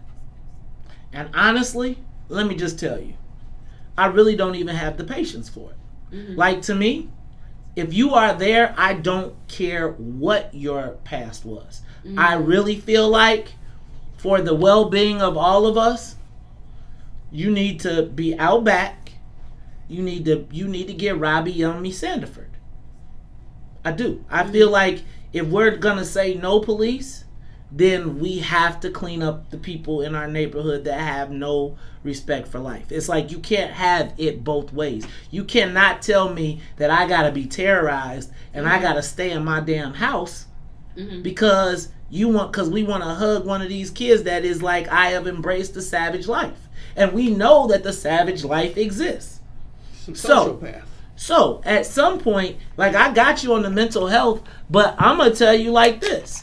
There's nothing you can tell that young man that's going to stop him from wanting revenge. And there's absolutely nothing that you could tell me to tell him that he shouldn't. Now, that's roving around our neighborhood. And quite frankly, I don't care who gets him. When you look at one of the things that... when you look at one of the reasons why all those people, like Pac-Man and all them was nailing people, was because there was a lot of people committing a lot of crimes. They just was like, what can we make stick? And people were like, thank you. Because even if you was a terrorist, like, I'm not trying to trip. I'm not going to say there were no people that were wrongly convicted. But we also know that there are people that terrorize our neighborhoods, and I feel like sometimes we act like they ain't. Now, when I talk to black officers, they be knowing. They be like, look, man, but that dude ain't nobody telling on him because he knows he's getting out, and he ain't thinking twice about killing y'all. Now, again, I'm not equipped to deal with that.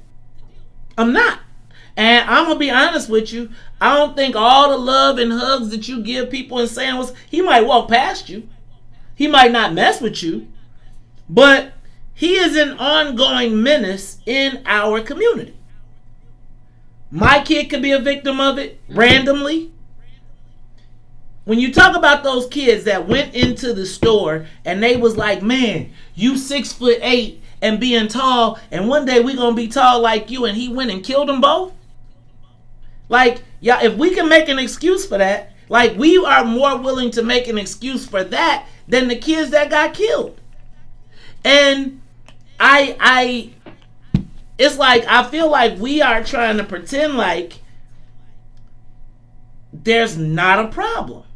There is a problem, and I refuse to be a victim of it. And it's like I got more chances of running into that kid than I do a police officer.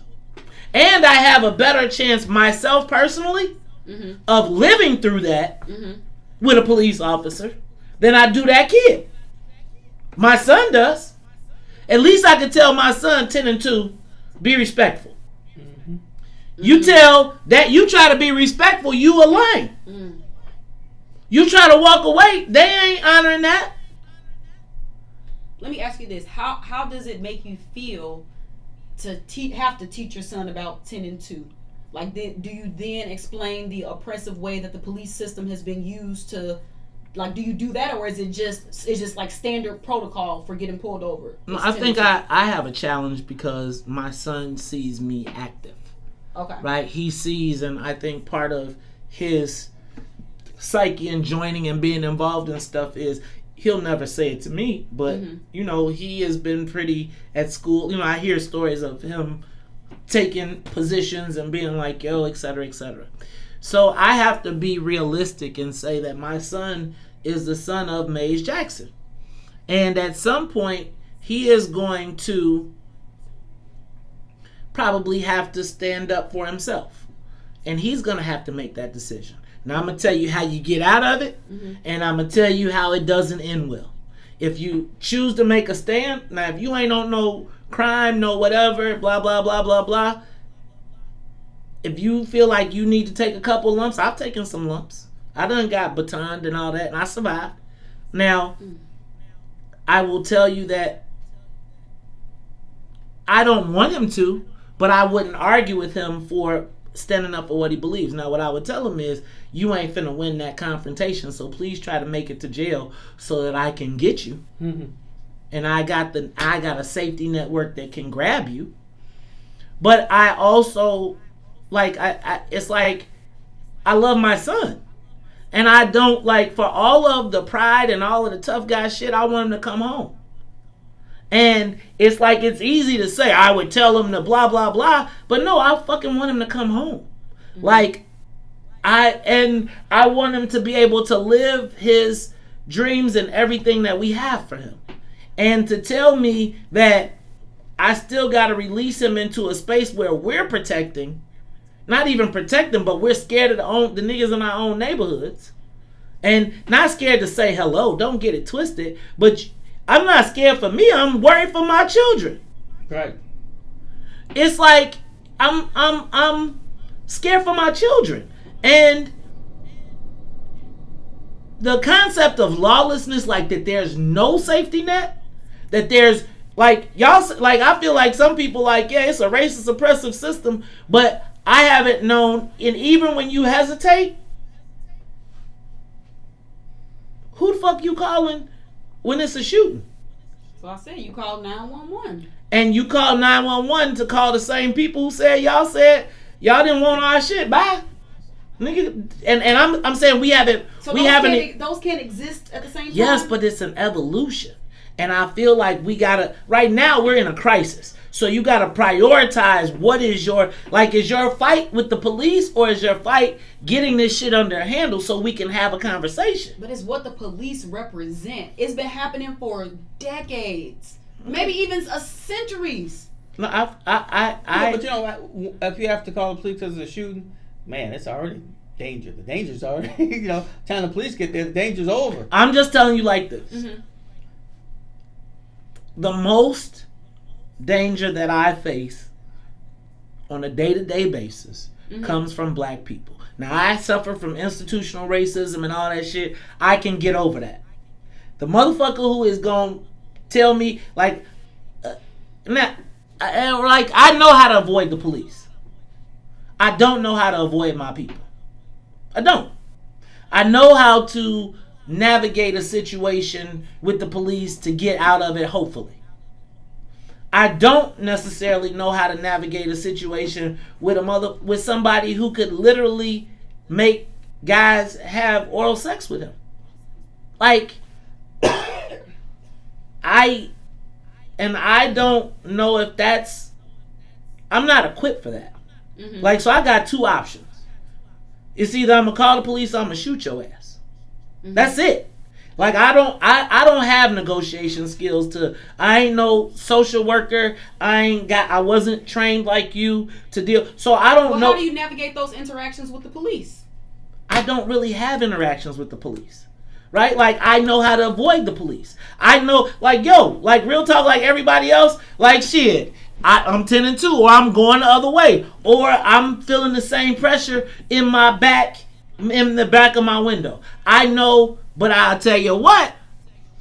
I think twice when I'm at 79th and Cottage Grove and a little nigga cut me off, and I look over. I'm not saying but I am thinking man, this. I used to mean mugs all the time until a dude rolled up right beside me and I was looking at him crazy and he upped the strap. Mm-hmm. I'm in road rage mode. This nigga I'm ready. Mm-hmm. So I think that it's a complex space, and it's partially why I say the millennials are almost, in my estimation, we don't need any police. I would love to believe that, and I would love to believe that there is a village. I don't think it's saying we don't need police. I think it's saying that as much money as you invest into the police, invest that same money into the neighborhoods. So I'm with you on that. Invest that into the community. It can't be one side. You can't just fund the police and then the police. You gotta fund the community. Have you seen the website $1 Million Blocks? Mm-mm. So do you know every year the state of Illinois spends $500 million to incarcerate people from 5 zip codes? Whoa. Right? 5 communities. Look up $1 Million Blocks. Look at the shit. It's so crazy. Right? That's imagine what $500 million every year in economic development. So I don't debate you, Ruthie, but I think either we got to get our own police force, we got to have all black people patrolling our neighborhoods that are conscious, and then they go get the motherfuckers. But it's we don't even have a protection network in our community. We've lost control. That's my point. I feel we've lost control. I don't necessarily want the white cops to be the people that are the arbiters of control, but I don't think we have an infrastructure in place. And the closest thing we've got, right? And the closest thing we've got to an infrastructure that deals with that, and I'm not saying it's right, is the police. Now, if you tell me that we put black citizens, remember I said we should have sports and gun social clubs in every neighborhood where there's a block party. So a block club. So it's a block club a block club and a sports and fishing hunting club. And that sports and hunting club is all the concealed carry owners, everybody, and they say, here's the rules of engagement for our neighborhood. They welcome everybody. They say, yo, here's the basket with the pie, with the whatever. But then there's also the people that say, hey, yo, I saw you pull up with a U-Haul with your kids and your whole shit. This is what we ain't accepting in our neighborhood. Here's the rules of engagement, etc. Then when they start to step up and do crazy shit, you have that same representative walk up to the corner and say, now we've asked you politely, in our neighborhoods, we don't accept this. Nigga, get your old ass fuck up out of here. You see that red dot? And it's everybody in the neighborhood. Okay, so it's not the police putting the pistol on the crazy shorties in our neighborhood. It's the village saying, look, man, you are a detriment to the village. Now, either you gonna get with the village program, or the village, not the police, the village is gonna put your ass down. But see, then that would require the village to engage. I would tell you that the village, quite frankly, oftentimes is engaged. They are not engaged with the invaders. Now, if the invader doesn't come to the block club party, or the block club meeting, if the invader doesn't go to the CAPS meeting, if the invader is the person that they're talking about at the CAPS meeting, right, then that's where your problem is. I don't think that like if you drive through a neighborhood, all the grass is cut, everybody got flowers and all that stuff, I would tell you they're engaged. I would tell you that there are people, and they've been engaged. There are people that have invaded their area and changed the rules of engagement. Right? Like, if you drive through Chatham, if you drive through those old peoples, they had a level of engagement. Now you invite and put some young invaders as young Turks who like, we don't give a fuck about your grass. We don't give a fuck about your front porch. And what you gonna do about it? I was listening to a song with Keith and them riding, and they was talking about, it was Jeezy. And he was like, that old lady, they was outside serving on the block. And the old lady came outside to be like, could y'all get off my front porch? And was like, bitch, take your old ass in the house and let us do our thing. It's like Biggie being like, this goes out to everybody whose house I was serving in front of when I was just trying to make food. Like, we've got this narrative that these niggas are Robin Hood. They ain't. They're robbing the hood. They're not robbing and then redistributing. They are murder, death, killing us. Where that narrative coming from? Which one? The niggas killing. Right. I mean, I'm saying it's true. You just gave two examples within like music. Yeah. So do we then need to talk about? I think music too. Music. Yeah, I think we need to get Kwabena on. There's I think that we've got an old model, because I think GCI, most kids aren't getting their music from the radio anymore. They're getting it from getting it from SoundCloud. They're getting it from Streaming other places. services. Right. So I think while we think like GCI is playing the crazy shit, they just trying to keep up with what the kids got. Yes, I think there needs to be a holistic approach. Like I told you, like I was the dude that we talk about, not to that extreme, but like when we was in Mobb Deep mode, like we served on people's front porches. And old ladies would be like, and we would be smoking bees on their front porch and being like, what you gonna do? This is the deck now. And we thought of it as cool. And our peers thought of it as cool. And we never thought about it until you got your own crib. Right? Right. Then you like, and then you become a taxpayer and you start thinking about all the stuff you put in. I love, like, I don't want to abandon the kids, but like, no. And I work really, first of all, I got kids. So I can't be, because I feel like any day my kid could be that kid. Right? Now, hopefully I've done, but the rules of engagement have changed so much. They have. And I don't think that everybody has an updated rule book. Right? Like, I used to think there was instant authority with adulthood.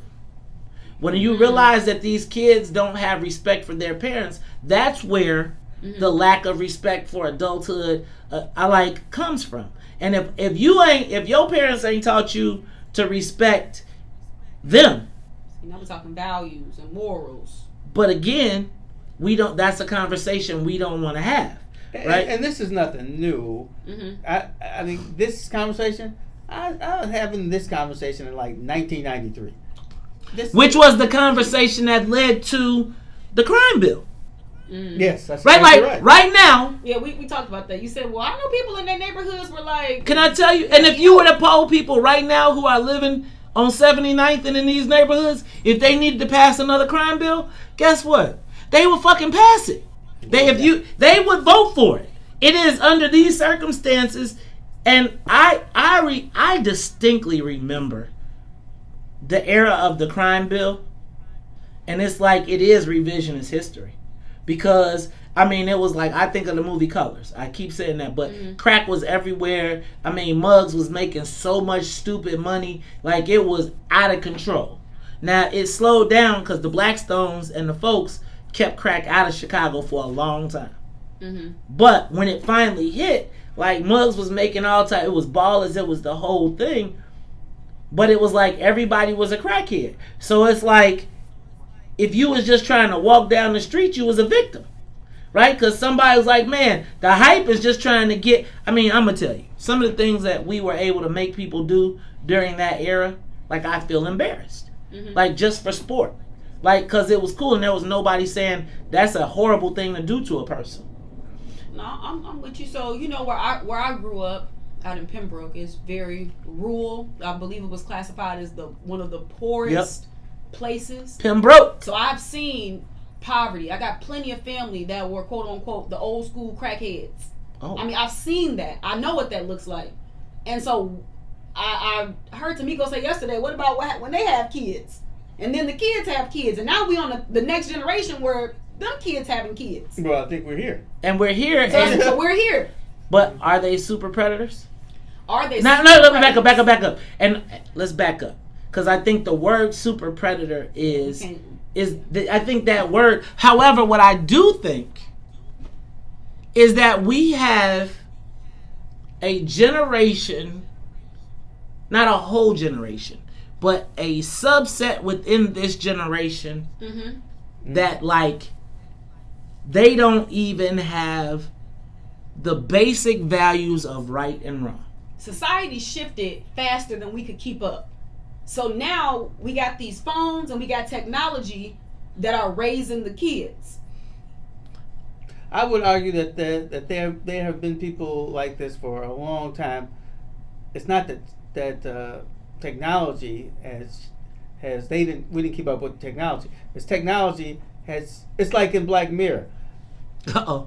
If you look at those Black Mirrors, almost all of them have the same thing. Technology that here's the downside of it. Exactly. And here's the downside of being able to communicate at any moment.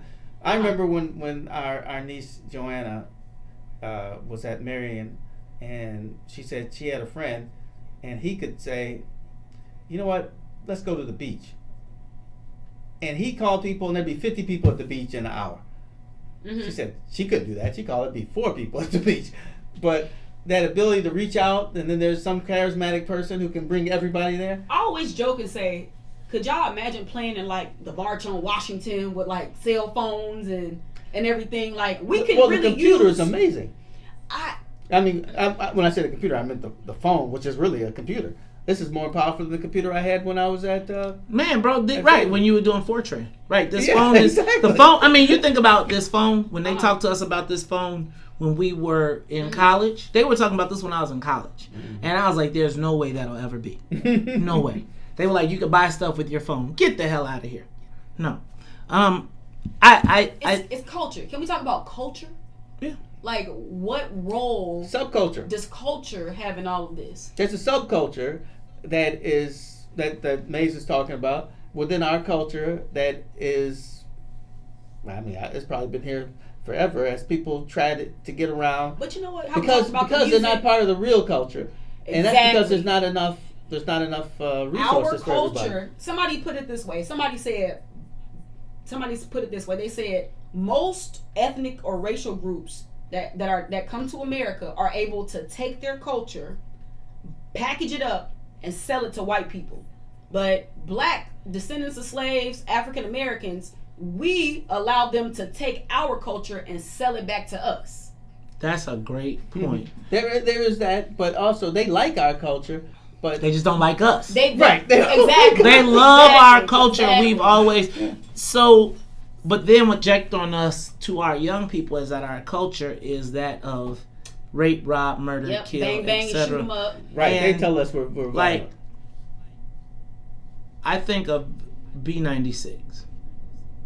B96 the B. But B96 is a hip hop station. But can I tell you what? Mm-hmm. They will not allow certain music that they would play on black stations that is targeted to black people on their stations. Can I tell you what happened in Chicago? Do y'all remember? Like, we used to hate Elroy and Marv Dyson. Oh yeah. But Elroy and Marv Those Dyson, were the first two real people I ever knew. And I didn't know them, but knew of them in music. they lived in Chicago.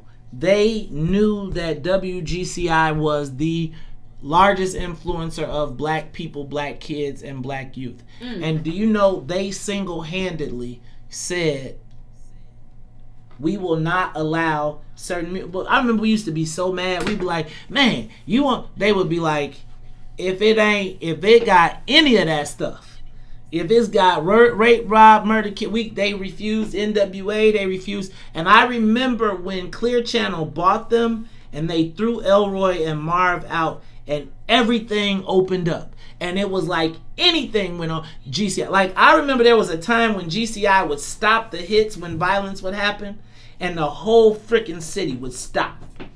Right? And everybody would be like, and Mike Love and the Diz and Rick Party and all of those. And when you could tell when corporate America took over, they didn't care. You should listen to that Mike Love and the Diz first podcast, because Mike Love and the Diz was like, they remember when they had a segment when the white programmers came to them and said, y'all need to do a segment that basically call them out somethings. And they was like, we can't do that because you're going to have kids bullying kids, and it's going to start fights, and it's going to get people beat up. Like, if you don't like somebody at your school, and they did, bust them out. And they would call out and put it all over the air. And people were getting beat up and all types of stuff. And it was like, but that was when the station, and I remember they brought Earl something. They brought a black dude in and made him the boss, threw Elroy and Marv out, put him in, and he became the corporate guy. And he was like, he spent a bunch of money being at a bunch of events, and he became part of the Afrostocracy. And then as he became part of the Afrostocracy, right, that's when the deal happened with the other station too, right? Because Clear Channel had to share stations, so he kind of locked himself in by giving the other station the bigger station, and then them kicking the Latino station, right? But it was all part of the consolidation. But he essentially wove himself into the Afrostocracy, so he became good to come to all of the parties and and he was like, he always got the awards and thank you, but he also changed the programming. And while he was getting acceptance by the Urban League and all the Afrostocracy who were happy to have relationships, he opened the door to the poison being pumped into our kids programmatically, right? So it's like you make all the cash donations and you at the Urban League and you at all of those events, and they love you, and all the Afrostocracy is like, yeah, man, yeah, and you give them concert tickets and skyboxes and all that. But now the big jam is now Lil Wayne, syrup sipping kids, etc. And so now you've basically they let the dope dealer in the church. Right? They let the dope dealer in the church. They took the money, and then he gave the dope to the kids. And then our kids started to, then GCI started playing some of everything. Right?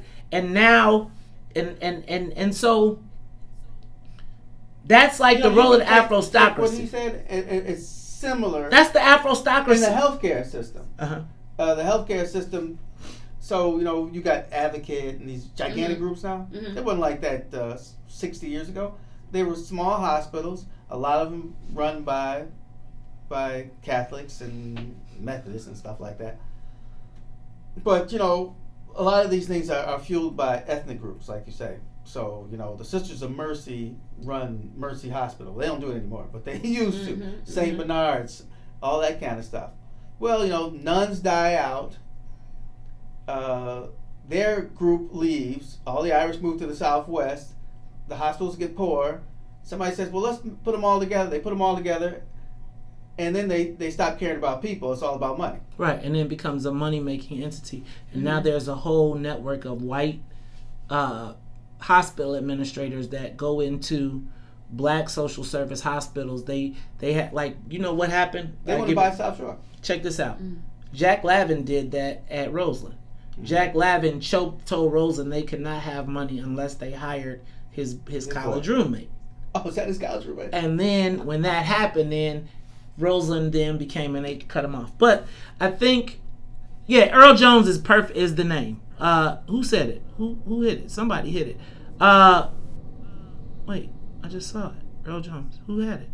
So anyway, Earl Jones was the person. But it's kind of like that's kind of how the Afrostocracy of Chicago works, right? Mm-hmm. It's like all of our people that have been installed in front of us as business leaders are not entrepreneurs.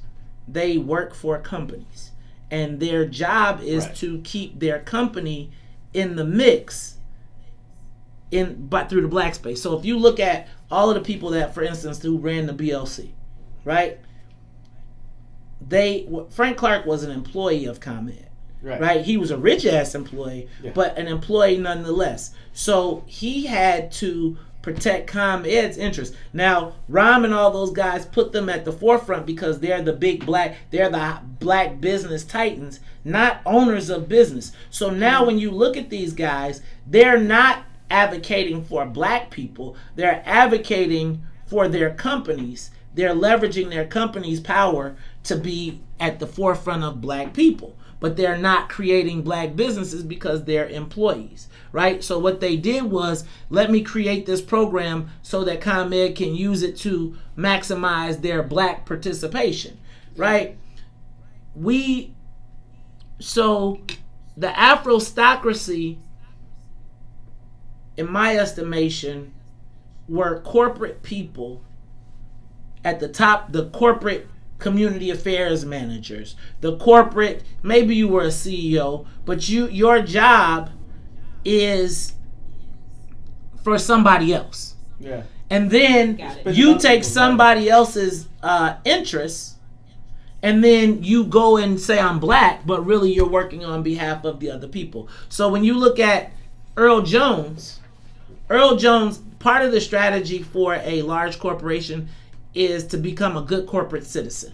Mm-hmm. So when I become a good corporate citizen, that means I'm going to donate to all of the traditional organizations. Well, if I'm Clear Channel and I give you $50,000 and I give you $20,000, man, I got an open door policy. Right. Mm-hmm. Now, and quiet as it's kept, the Afrostocracy ain't listening to none of that racket no way.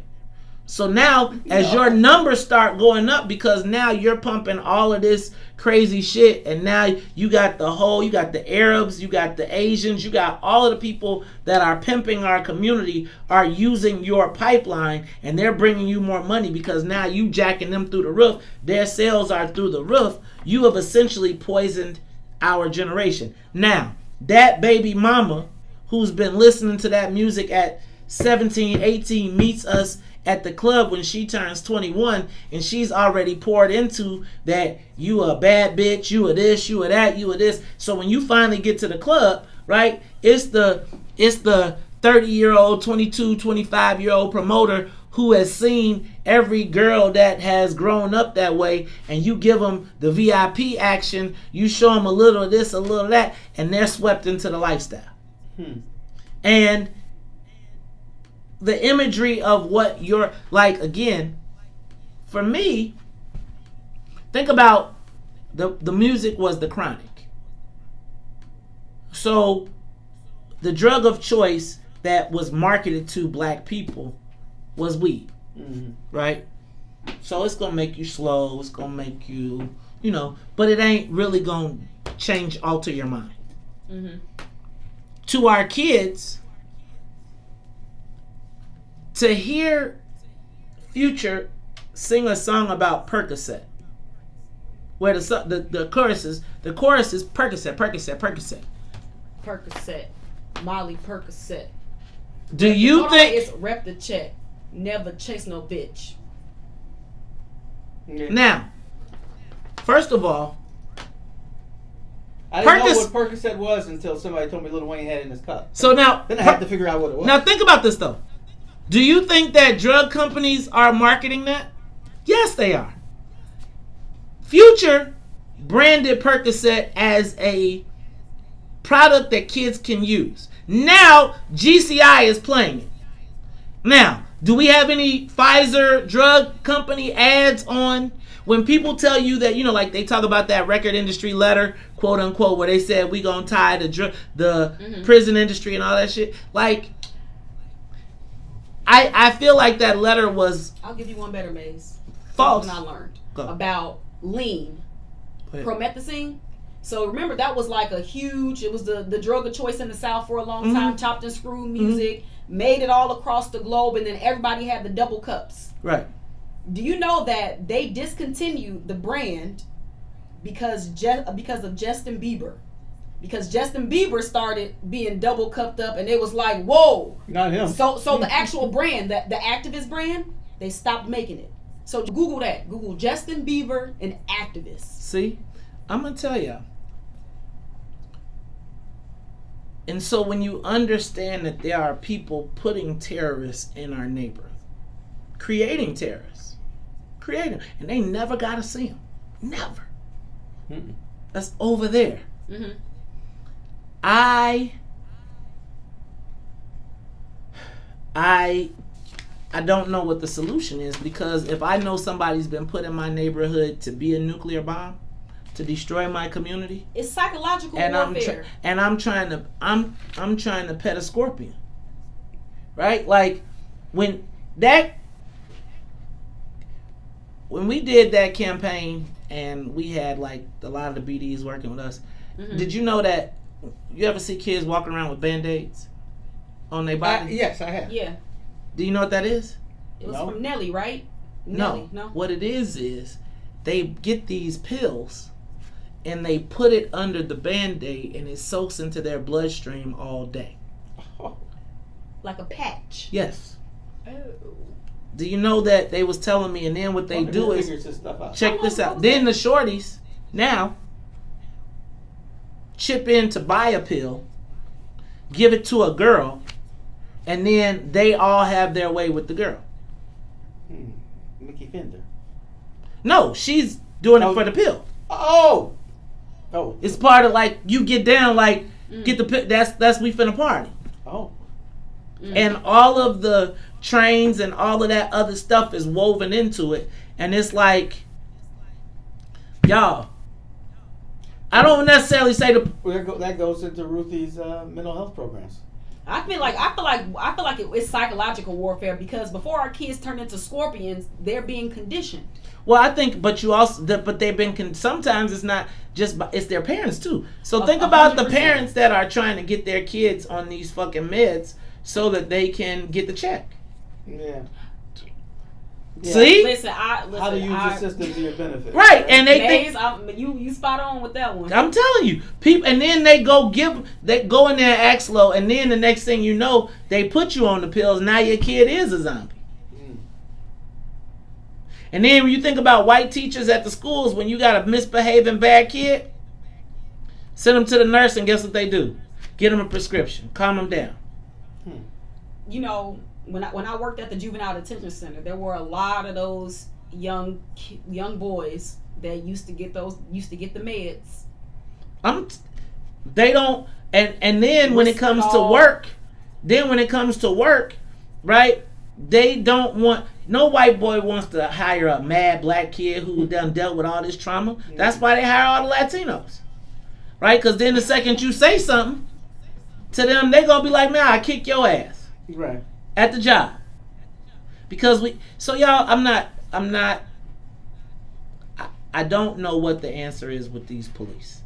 But I know that I personally, call me a punk or whatever, but a kid that did what that kid did, I don't really care what happened.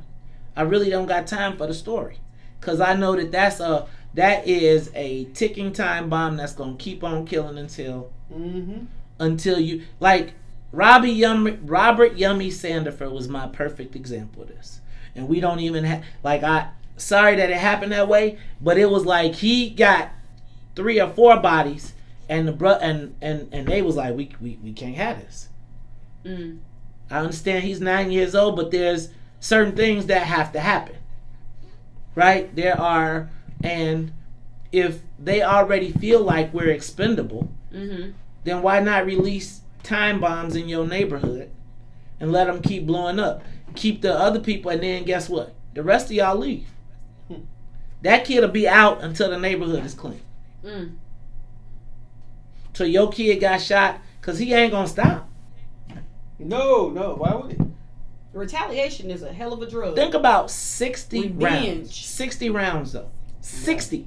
Do you understand how long it takes to shoot 60 rounds? Not I really don't, but think about how long it took to shoot 16 and watch Laquan. Was it an AR? Was that an automatic weapon? Yeah, it was some automatic. Now you could do it one stroke. No, it was a long time though. It was like, and then think about the people was there prepared to shoot back. They did. Yeah, they did shoot back. That's my point. So, and now let me ask a question. Right, they stole a car to get there, right? Exactly. So think about all the crime that it took. No police, none. So I'm saying that's fine. How does that end? How does this end? How does this end? 15 people got shot. No police. How does it end? It doesn't. The cycle will continue. Hatfield and McCoys. The cycle will continue. Yeah. Can we end positively? Yes. What you want to say, Ruth? I don't got nothing. Oh my God. I'm gonna tell y'all what. This show that we have here is gonna go somewhere much bigger.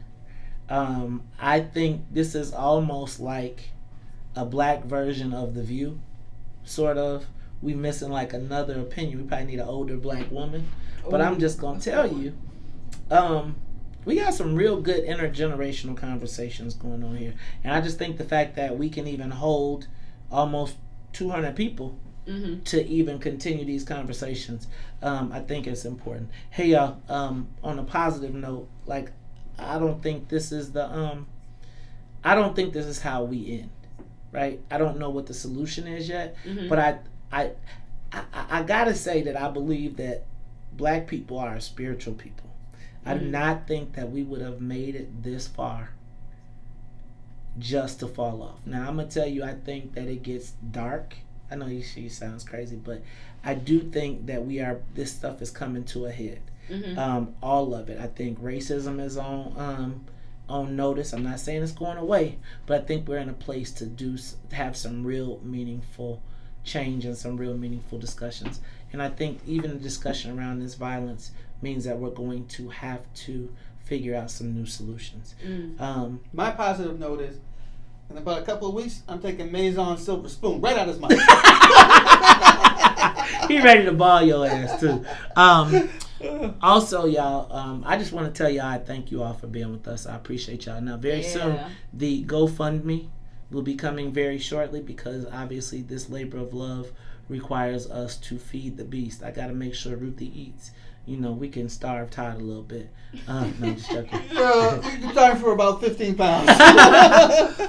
But look, y'all, we need you all to tell your friends, your family to advertise. This is a labor of love, but this is a business, y'all, and you ain't too far gone to see that yet. Neither are we. But if we're going to be able to continue to provide you with quality content, we got to feed the people that make it happen. So with that in mind, I want to tell y'all thank y'all for being with us. It is always an honor. We value your time, your opinion, the fact that you would get up at 6 o'clock in the morning and rock with us for 3.5 hours means a lot to all of us.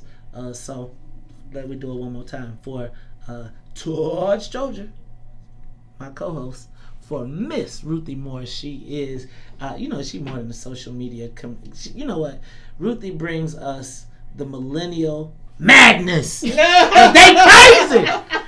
For Miss Sonia Escobar, the burn musical. it down. Burn it all. For Miss Sonia Escobar, she is the musical. Sonia, come in and say hi to the people real quick. Sonia, come on over here and say hi. Come in and say hi. That soundproofing really worked. Oh, I got to knock on the glass. Right. That soundproofing really worked, I guess, because she used to hear us. Come on in, stand by to say you right by Todd. Say what's up. All right, she's tuned in. Hey y'all, this is all of us giving it to y'all all every day, putting our all on the line. We appreciate y'all, and if you don't like it, we all say it.